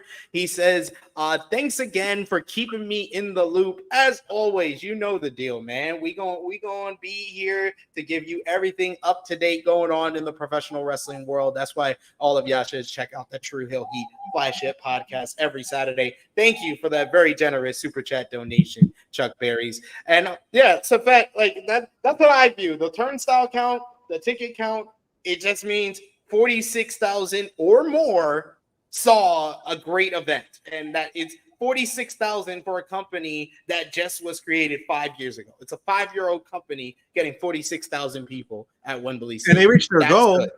Yeah, they reached their goal because remember last year too, they said like when they were coming back, they said like it was probably going to be about 40 to 50,000, and they did 53,000. I mean, they reached their goal. Like, you know, they did well. They did their thing. They did the thing for sure. So I'm happy for AEW. I'm happy for WWE. It's a good time for wrestling. And I think tonight too. I think All Out is at 8. They have over 8,000 tonight so far. So and that's a good number. So they could get close to at least close to 9,000, which is a good number in comparison to what it was like last week. Last week it was below 7,000 for the event. But obviously Dynamite and all their some improved promotion in Chicago did them well. But got more news to discuss from AEW, or one final note from AEW. AEW and Ubisoft, I think I'm saying that right, have teamed up for a special limited edition merchandise featuring Will Ospreay and Assassin's Creed. Ospreay used an entrance inspired by the popular video game series at All In London last month. The merchandise, which also promotes Assassin's Creed Shadows, includes a t-shirt and a poster. Those t-shirts are dope. It doesn't even look like the same company that AEW usually does. Nope. They've been killing it with Ospreay's merch. I'll give them that. They've been killing it. Like I mentioned in the chat before, they did the All In special edition figure for him, and it sold out within like an hour, and made about $150,000 just off his figure alone. Damn, that's a lot of fucking money. And Will Ospreay also had his first micro brawler arena exclusive, meaning that these micro bros you can only buy at the arena. So whatever they're finding, whatever they're doing, like, hey, Will Ospreay is our guy. You know, hey, he's a big star. That's what I want them to do more of. Like, yeah, not only Will, but everybody else. Like, if they do shit like that, it's really gonna help them in the long run. Agreed, 100% there for sure. And then we got Ring of Honor TV this week on Honor Club. The show featured Mina Shirakawa defeating Talia Valkyrie in a good main event. You also had Katsuyori Shibata beat Josh Woods in a solid technical wrestling bout. Lee Johnson picked up a victory over Nick Comoroto. Post-match, Comoroto and Jacoby Watts jumped Johnson, only for EJ Nduka, Lee J, if you will, the new tag team here, made the save to introduce a new tag team with Lee Johnson. SAP defeated the Iron Savages, while Rocky Romero beat Aaron Solo in a pretty decent opener. And that was all from the converse of AEW and Ring of Honor this week. We move on over to Japan, as New Japan Pro Wrestling was back in Japan for the first time since the G1 Climax 34 tournament concluded in August. And you had Shingo Takagi's 20th anniversary show. The show featured in the main event Shingo Takagi and Bushi of Los Ingonables de Japón teaming up with Dragon Gate's own Yamato versus the IWGP World Heavyweight Champion Tetsuya Naito, Yota Tsuji, and Hiromu Takahashi of LIJ, fighting to a 30-minute time limit draw. Post-match, Shingo Takagi challenged Tetsuya Naito for the IWGP World Heavyweight Championship, with Naito presumably accepting the challenge. And meanwhile, TMDK's Zack Sabre Jr. and Konosuke Takeshita defeated United Empire in a tag team action as well. And then finally, from what we missed, TNA Impact this week. The show featured Moose and JDC defeating Joe Hendry and Mike Santana in a pretty solid main event for JDC to officially join the system. WWE NXT's Ariana Grace was announced as the official liaison of the NXT-TNA partnership, which makes sense because her dad works in TNA. This led to Jordan Grace picking up a victory over NXT's Carmen Petrovic to retain the TNA Knockouts World Championship. Post-match, the lights went out and Grace was laid out with a pillow in the ring to indicate that Wendy Chu attacked her as Rosemary laughed on from the rafters. Yeah, Wendy Chu. I didn't mention it when we talked about NXT No Mercy, but Wendy Chu versus Kalani Jordan may have been one of the worst WWE matches of the year. No way, really? It was bad. It was one of the worst WWE Premium Live Event matches I think I've seen in like 2 years. Wow. Were they just not like in sync? Like they don't like. They didn't mesh well. They had a noticeable botch, and the crowd could not give a shit. Damn. Steph DeLander had a confrontation with Matt Cardona about him ruining her wedding and honeymoon with PCO, which led to Cardona revealing that Steph signed a contract with him that means he owns her. Yes, he used the term "he owns her" in 2024. Oh boy. Meanwhile, they had a vignette aired that previewed the arrival of former WWE star Xia Li. So Xia Li is coming to TNA Wrestling. And Speedball Mike Bailey confronted new TNA X Division champion Zachary Wentz about his rematch. They were jumped from behind by the Good Hands, which led to a tag team matchup with Speedball and Wentz picking up the victory ahead of their potential rematch against one another down the line. And from news from TNA, a big release happened this week as Fightful Select's John Ross Sapp reported on Tuesday that Giselle Shaw has effectively finished up with TNA Wrestling after Shaw recently requested her release from the company. TNA granted it on the condition that she worked the previous Louisville tapings last weekend and put over someone on the way out. It happened with sources in TNA noting that TNA worked smoothly to grant the release and didn't put up a fight in keeping her around. Before her departure, she had been feuding with Tasha Steelz. She is slated to work for Scott D'Amore's Maple Leaf Pro Wrestling later this year. where TNA sources expect her to be a regular there moving forward. Shaw has since commented on her departure from TNA. She said, "Thank you to everyone who reached out, overwhelmed by the love and support I received in the past 24 hours. Grateful for all the opportunities that TNA has provided me in the past 3 years, and excited looking forward to embark on a new journey and the adventures that lie ahead." She is reportedly slated to work for Scott D'Amore's Maple Leaf Wrestling later this year, and it should be noted because they've made it known on social media, so not exposing anything. Giulia Shaw is in a relationship with Scott D'Amore, which makes more of the sense than it should about her requesting her release from the company because of Scott D'Amore's departure from the company earlier this year. Yeah, I just thought I'm a little surprised it happened this later than a lot sooner. I thought it would happen sooner. Yeah, I thought it would have been happened. Yeah. Yeah, so I was surprised that it happened now, but not surprised when I heard it was Giselle, because I was like, well, that makes sense. I mean, I wouldn't want to work there either. How they did your man's dirty. Yeah, I think he has like a no clause, right? I think for about a year or so, from what I understand. Till February of 2025, at least. Oh wow. Yeah. I think it's like a 1 year non-compete where he can't work for like another top promotion outside of his whole own year promotion. Though. Damn, they want me to have no money. No, he's getting paid by them. They because pay like oh, he's on the contract. Okay, got it. Okay. Yeah, because what they do is like anybody in that kind of position, it's a lot longer because they're a TV personality. So they value them a little bit more because of that. So like Renee, when Renee left WWE, she couldn't be on wrestling programming for like about a year. It was like same thing.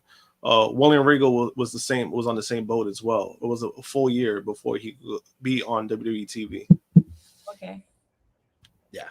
So makes some sense to me, and I just wish her the best, because I think that she's like the type of talent that can immediately make an impact in like an AEW or even a WWE down the line. I think she's really talented, and she gets the character part of wrestling really well for me. So I hope the best for her and her future, because she's someone that definitely should have a successful future ahead. But we have one more news from TNA, because TNA has added someone to basically, I guess, replace Giselle now that she's gone, as they announced this week that Heather Reckless is going to be signed with the company. That was announced by TNA Wrestling. They officially signed Heather Reckless to a multi-year contract, which was announced on Thursday night's episode of Impact. In an interview with Fightful Select, Reckless talked about the new deal, and she said on being approached to sign with the company at a recent TV taping, after the match, we had 30 minutes to an hour afterwards. Gail Kim, she opened an office door and was like, "Come here." "Oh no," laughs. "I went in there and she was like, 'We want to offer you a contract.'" So excited. So congratulations to Heather Reckless, who's been making a name for herself on the independent scene for the last couple of years, and should be a good addition to TNA, along with the aforementioned Zia Lee, who also recently apparently is going to be working with TNA as well. But we've made it to Krssi Love's favorite time of the show, match of the week and best and worst of the week. So my best of the week, I am going to go with... Damn, this is tough. Best of the week, I'll go with Gunther for his win at Bash in Berlin. And worst of the week, it's got to be Odyssey Jones. Oh, wow. Yeah, this week. It was a struggle for me to think of anybody best of the week, because it was between Gunther, Hangman Adam Page, a couple other people in the mix as well, but those were my top two. But I'll give it to Gunther to just switch up things for the week. Josh, best and worst. Oh, best of the week, Hangman Page, easily. He burned somebody's house down and not get arrested. That's a win in my book. And then worst of the week, Odyssey Jones. Obviously, like a real situation that we don't know if he's really fired or not, but doesn't look good for him. And honorable mention CM Punk for having to eat that bracelet. You know, that was resting against Drew McIntyre's nuts on Bash in And he Berlin. kissed it. And he kissed it. He kissed it. And now he ate it. CM Punk was also in the question for worst of the week, but Odyssey Jones got the edge for me. Krssi Love, best and worst. Okay, best Hangman Adam Page. Worst is Swerve's house. Also true. Also true. All right. Your matches of the facelift, and then you can't get the upgrades because now.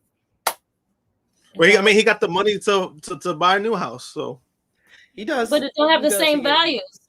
Well, I mean, he could rebuild it too. So I would say he could rebuild on that land and still make it like brand new. So yeah, he got that now. He's not bad for Mick Carter. We did best and worst of the week. Match of the week or matches of the week. Josh, come back to me. I'm trying to think.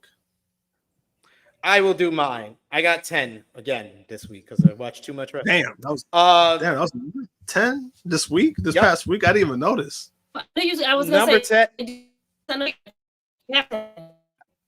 didn't hear anything because Krssi Love sounded like a robot right there. Number 10 for me this week. I'm gonna go with Mark Briscoe versus Lance Archer from last night's AEW Collision, because that was just a bloody war between those two. That was fun. Two of my underrated favorites. Number 9, Roxanne Perez versus Jada Parker. Okay. Number 10 was Briscoe versus Archer. Number 9, Roxanne Perez versus Jada Parker from NXT No Mercy. That was a great matchup, and Jada Parker's one of her best matches to date. Number 8, Konosuke Takeshita versus Beast Mortos from last night's Collision. That was an absolute banger with those men just beating the crap out of one another. Number 7, The Elite versus Blackpool Combat Club and Pac from Collision last night. Number 6, Kevin Owens versus Cody Rhodes from Bash in Berlin. Number 5, Axiom and Nathan Frazier versus Chase U from NXT No Mercy. Number 4, Kashiko Okada versus Kyle Fletcher from Dynamite. Number 3, Drew McIntyre versus CM Punk, the strap match from Bash in Berlin. Number 2, Pac in the BCC versus Will Ospreay and Conglomeration from Dynamite. And number 1, Gunther versus Randy Orton from Bash in Berlin. Josh? Oh, okay. Number 3, I'm gonna go with Drew versus Punk at Bash Berlin. Number 2, I'm gonna go with Okada versus Fletcher. That was a fun matchup. That was really fun on TV. And then number 1, easily for me, Orton versus Gunther. Like I said earlier, I enjoyed it the second time watching it, and Randy Orton's been doing his thing, man. Like being the old vet now. I'm not really expecting much from him. But this guy really delivered. Yeah, that was one of Randy Orton's best matches of his career. Krssi, matches of the week. All right, I'm gonna try to do my 10. So, okay, here we go. Ooh. I'm gonna try. Okay, 10. Kyle Fletcher against Okada. There you go. 9. 9 is gonna be Jada and Roxanne. There you go. Thank you. Number 8. 8 is going to be the mixed tag match from last Saturday. Berlin. Yep. Bash Berlin. There you go. That was a fun match too. That was a fun match. So that's number 8, right? 8. Okay. Yep. 7 is going to be are they still the BCC with Pac, or it's just with Pac? Yeah, I say Pac in the BCC. Featuring. That's right. Good. Featuring Pac. Yeah, it's like he's doing a collab. Oh, they Krssi Love trying to think of 10 matches. Yeah, so featuring Pac. So there you go. She's back. She's back. Yeah, She's back. There we go. You see me now? Okay, I'm here. Yes. Okay. So the BCC featuring Pac versus it was from the match on last night. Was it Rampage or was it Collision? Fuck. Collision with the Elite. Thank you. Being the Elite. That was actually good. Number 6, right? I'm at 6 now? Yep, you're at 6. 6, I'm going to give it to KO and Cody. Number 5 is going to be fuck, I had it. Damn it. I was there. All right, no, got it. 5 is going to be Gunther and Randy Orton. Number 4 is going to be the strap match. Drew and Punk. Now I got 3, right? 3, shit. Yep.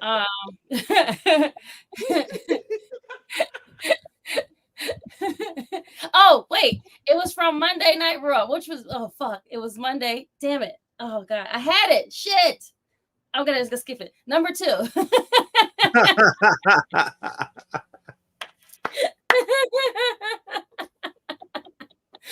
You probably meant the triple threat match from Raw. The triple threat match. There you go, Fred. Dragunov Dom and Dragon Lee. Yes. You know, it's funny. I was like, it's probably that one because that one was that was probably the best match in the Raw. Yeah, it was. So that was 3, right? Yep. That was number 3. Number 2. Number 2, I'm gonna give it to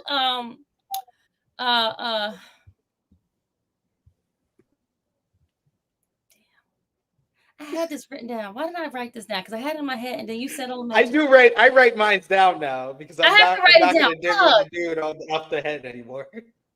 All right, come back. Okay, just close out the show. Fuck it. I forgot now. I gave you 8. Oh, well, you have some time to think of it because we got to do rapid fire final predictions for AEW All Out 2024 tonight. Live on pay-per-view from Chicago, Illinois. You can get it on Triller TV, pay-per-view.com, and anywhere else. But 0 hour, this is like, I think there might be something wrong with Tony Khan, or Tony Khan watches this channel and he heard us complaining about these long overdue 0 hours and pay-per-views. There's only 8 matches on the main card, and he announced only 1 match for 0 hours. Doesn't mean there's only going to be 1 match. He'll probably add another match knowing him, but right. He was modest with this pay-per-view. But 0 hour, you got a special 3-way trios matchup. It's going to be the Undisputed Kingdom, Roger Strong, Matt Taven, and Mike Bennett versus Top Flight and Action Andretti versus Shane Taylor Promotions, Shane Taylor and Lee Moriarty teaming up with the Beast Mortos, who is for the culture, so he's Black Taurus. Who you got, Josh, in this 3-way trios matchup? Oh my God. He said, like, I'm gonna go with Top Flight. Oh my God, their outfits are terrible. They had it close up yesterday when they was interviewing them on was that we've been saying Rampage? That. Me and Sid been saying that. Oh my God, now I see what you're saying. It looks terrible. Whoever craft those, they're not even like real legit. Like they should have. You know what it is? They should have left Layla Gray like where she like. I think she looks great when she's just like. She's the only one that should be wearing it. Yeah. She's the only one that should be the flight attendant. Everyone else should not be dressed. They should do like they should have done like I don't mind matching gears. It's just you're not flight like this. Like is learn just from the New Day. Get like matching and get like something that's like creative. Something like that, yeah. Like go like cosplay and like do something like dumb or whatever. Like this whole like button down shit is just ridiculous. I'm sorry, but Top Flight they're gonna win. But yeah, their costume is trash. Throw it in the garbage. Whoever is listening to us, thank you. They look like cheap strippers. But yes, I'm going with Top Flight. Top Flight for the win. Then you have a 4-way Continental Championship matchup. I am really looking forward to this one, as Kazuchika Okada will defend against Mark Briscoe, Orange Cassidy, and Konosuke Takeshita. Krssi, who you got here? I really would love Takeshita to win, but I know he's not gonna win. I think Okada's gonna win. I agree with you. I got Okada for the win. Josh? I think Okada retains, but I wouldn't mind Takeshita winning. If he pins somebody else. If he pins somebody else, then it still makes Okada look good. But I think Okada retains. Yes. I think Okada retains after stealing the win from Takeshita. I think that's the match. That'll be a nice feud. You see, you gotta do that feud. I think that's the match they're building to. Then you got in a Chicago street fight, Willow Nightingale will go one-on-one with Chris Statlander. I'm going to go with Statlander for the win. Statlander has to win. Yeah, she needs it more. She lost the last matches. She has to win this. Like, you keep having this feud go on, Statlander has to look strong. Josh? I want to say I'm going with Willow. Oh, that's fair.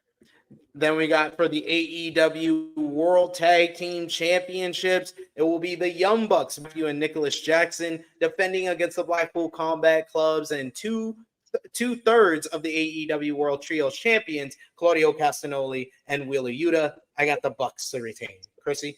Bucks retaining. Wheeler Yuta will be pinned. Josh? Bucks retain, and I think it's going to be a fun matchup. Yeah, I think if it's in the first half of the show, it could be a sleeper matchup, a really great matchup here. Then you got a grudge matchup. You got former AEW American Champion MJF going one-on-one with Daniel Garcia. Josh, who you got here? I'm a lean. I want to say I'm throwing a Hail Mary. I'm gonna say Garcia by DQ. You got Garcia by DQ, Krssi? Yep. I'm going to go with MJF. I think this feud is far from over, so MJF with a cheap win is probably the route that they will. I can see that happening too. I'm still going to I'm going to stick with Garcia just because I feel like they should do something with that, like if he's going to stay. Long feud, I don't mind the long feud. I do see a cheap win from MJF happening.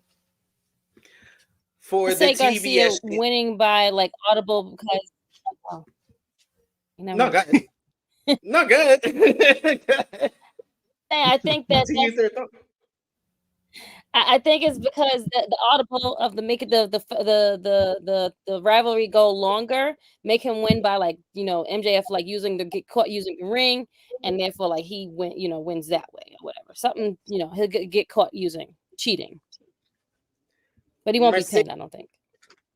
Mercedes Moné will defend the TBS championship against Hikaru Shida in a rematch from a few weeks back. I got Mercedes retaining. Krssi? Mercedes retaining. Josh? Mercedes retaining. For the AEW International Championship, this will in all likelihood be the match of the night. Pac challenges Will Ospreay. Krssi, who you got? Oh, you know who I got. That's Will Ospreay. Josh? Oh, Will Ospreay. Will Ospreay, unanimous here. Another one that would probably be unanimous for the AEW World Championship. Bryan Danielson defends against TNT champion Jack Perry. Krssi? Danielson. Danielson for me. Josh? Danielson. And finally, it's the match everyone is looking forward to. Lights out steel cage matchup. The rivalry of all rivalries. Hangman Adam Page goes one-on-one with Swerve Strickland. I'm going with Hangman Adam Page to finally beat Swerve. Krssi? And this will be their third match, right? Fourth. Oh, this is the fourth one? Dang. So is it 2-1? It's two wins for Swerve and one draw. Oh, damn. Oh, yeah, Hangman has to win this one. Damn. Josh? Hangman. We got in the chat here a bunch of people giving their predictions. You got Eric Isaac who says Dragon over the Scapegoat. Frantic World says Okada is going to get the win in the Continental 4-Way. Chris Statlander get the win over Willow. Power Driver Finishers got Ospreay and Danielson winning. Eric Isaac says my picks are Hangman, Willows, Monet, The Elite, Ospreay, MJF, Okada, Top Flight, and Dustin and Hologram. I didn't even know Dustin, Sammy, and Hologram were on the show, but okay. Hope not. But That is all for our final predictions for AEW All Out. Join us live here on the channel, 8 p.m. Eastern time for our watch party as per usual. And I will be live tomorrow, I believe, with Josh at 12:05 p.m. Eastern time with our AEW All Out review, breaking down tonight's show. But Miss Krssi Love, thank you as always for joining us. Let everybody know where they can follow you. So, guys, you can follow me here every Saturday, 11:05 a.m. For our flagship show. Join me on bodyslam.net on Fridays for the post show for SmackDown. Other than that, you'll see SP and I on our other channel as we do the reviews for other shows. We'll be back with Power, I guess, sometime this week or next or whatever. But yeah, other than that, Krssi Love _1, Tru Heel Krssi Love on Twitter. It's just my name. Thanks. Josh, let everybody know where they can follow you when they'll see you again. Follow me, JMPunk321, Twitter and Instagram. And I'll be on tomorrow, like you said, for the AEW All Out review. Indeed. See us live there. You can follow me on the Twitter machine at Tru Heel SP3. Follow the gang, Facebook, Twitter, Instagram, TikTok at Tru Heel Heat. Patreon.com/Tru Heel Heat. $3 a month gets you exclusive content and the best place to support us when we are not live here. But until tomorrow or until tonight for All Out, enjoy All Out 2024. For Miss Krssi Love, it is me, your Tru Heel Phenom SP3, and of course, the True Jaw Josh. This has been Tru Heel Heat 293, All Out in the Fire. We are signing off until next time. Laters.